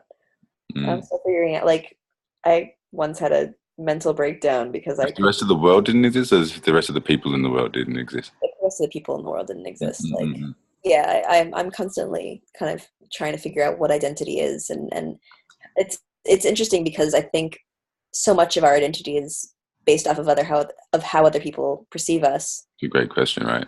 But then, we can't give other people more stock in who we are than our own stock. But it's still important the way other people see us. Like, so much of who we are is based off of other people's perceptions and how we relate to them. And so it's like really interesting. I would work with the animals a lot, or the trees, or you start thinking about the rest of the what's on Earth, Yeah. I don't know who I would be if everybody else didn't exist. I don't know who I would, like, if you woke up one day and everybody was calling you by a name that you didn't choose or that you didn't know yourself as, how would that change you? Well, how's it been for you with being you? And how has that changed your experience of life? It's been interesting because some people have been like, wow, that's really stupid. Straight up. Yeah. Like, my mom was like, I named you Jenna. You're Jenna. And like, and in like some way I kind of understand, like people who like change their identities or like their gender or something, like that kind of like, oh, well, do I demand that they see me in this way, or do I stand my ground, or do I just kind of realize that, you know, their experience of me is their experience of me, and let them. And for me, like, I've gone, this is my spiritual nickname. Like, you can either choose to help me evolve in that, or you can choose to label me by the To name. hold me back with your No, it's not holding labeling. me back. It's not, because Jenna is a part of you, you know, like Jenna is an aspect of you. Mm, And you is an aspect of Jenna. right. And because we're all mirrors for each other. Like I am as much, you know, Zulu as I am me, as I am you, as I am Jenna, as I am, you know, Bob Donald Trump, as Trump. anyone else. Like, it's like important to find things to love in everybody, Mm.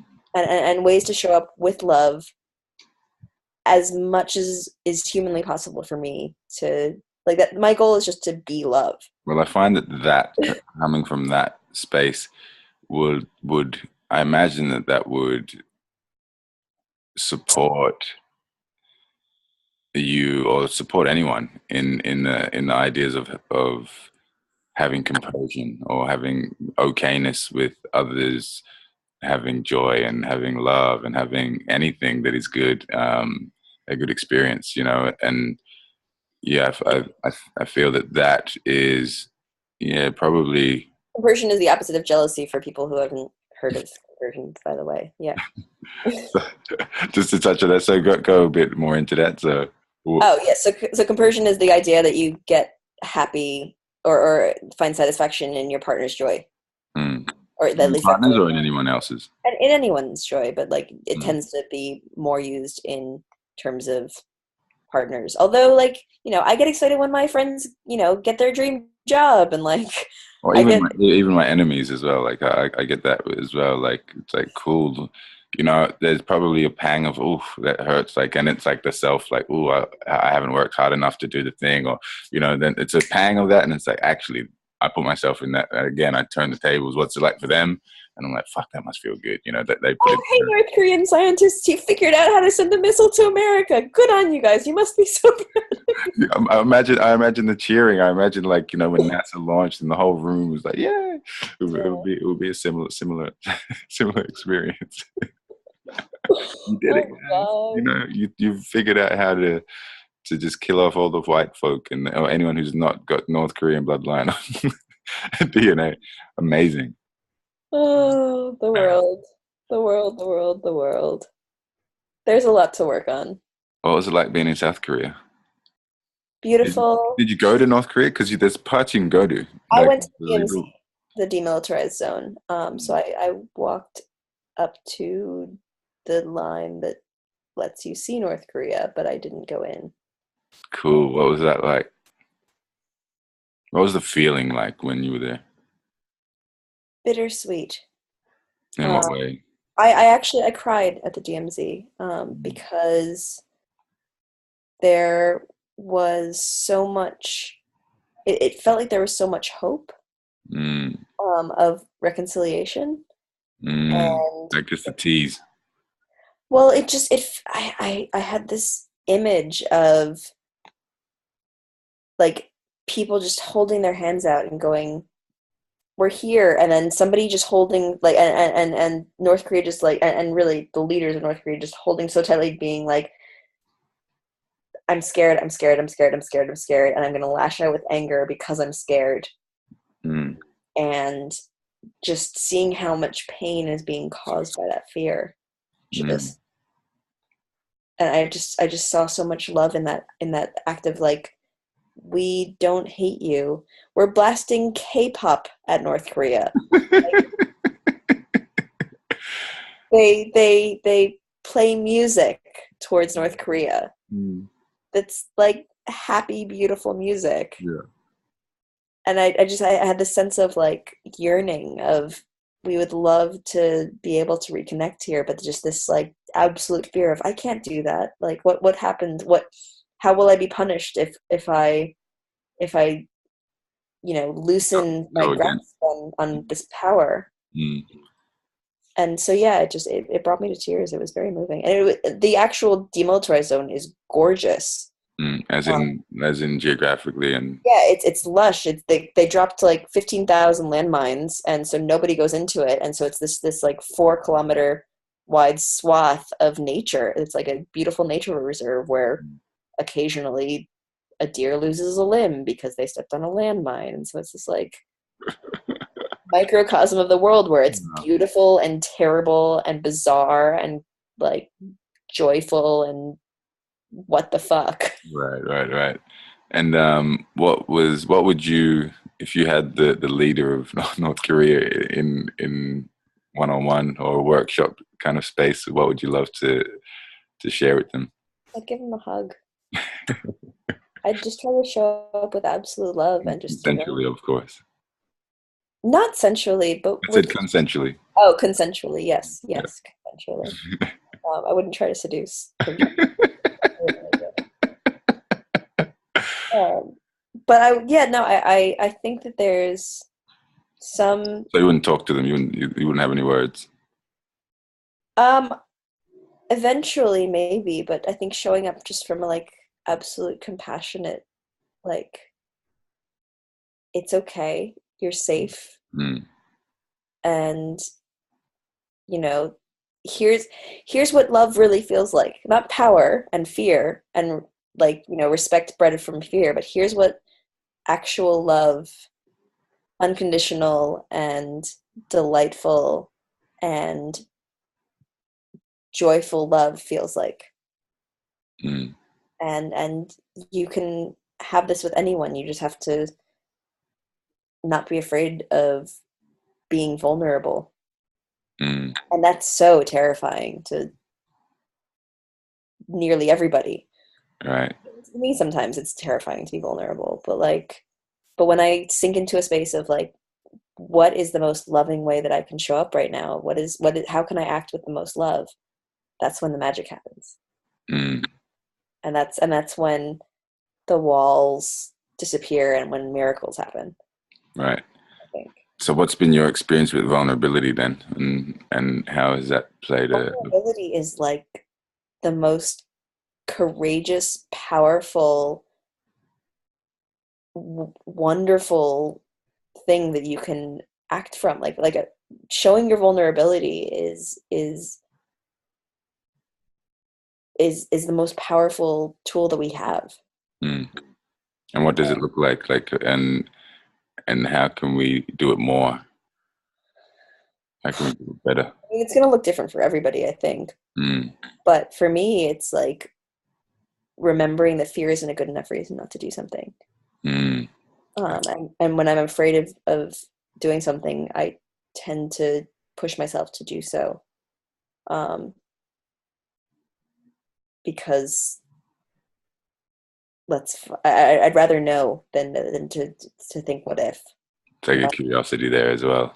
Yeah, like I'm moving down to Melbourne because I'm scared. Like there's some gut feeling that's calling me there, and I'm scared of it because I have a great life up here. I've got 4 housemates that I freaking adore. Like I've got a great community of solid people here. Like I could very easily do very well in Sydney, but there's this calling to Melbourne, and my mom is like, "Are you crazy? Like, why would you leave Sydney? You've got a life there." And I'm like, "Well, I had a life in New York, and I left it." Now. Yeah. Right. Like, I feel like when I trust that everything will turn out okay, it turns out better than okay. It turns out fantastic. Mm-hmm. Trust that the universe got you, regardless of how the fear or the vulnerability that you feel being exposed or being open to new unknowns.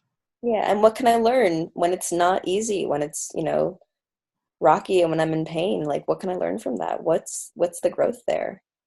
So it's curiosity. It's asking the question, what can I learn? Looking for opportunities for growth, and it's that I loved what you mentioned about not letting fear be a good enough reason to stop you from doing something. That's huge. Yeah.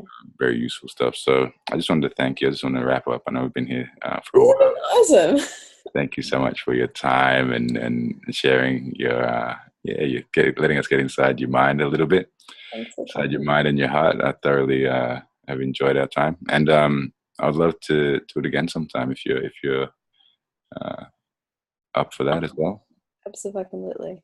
Yeah, awesome. It's been an absolute pleasure. And just finally, is there one last little piece that you'd love to leave? Just to, yeah, if you were to, you have a megaphone, you get to sort of tap into everyone's, telepathically get to talk to everyone in the world.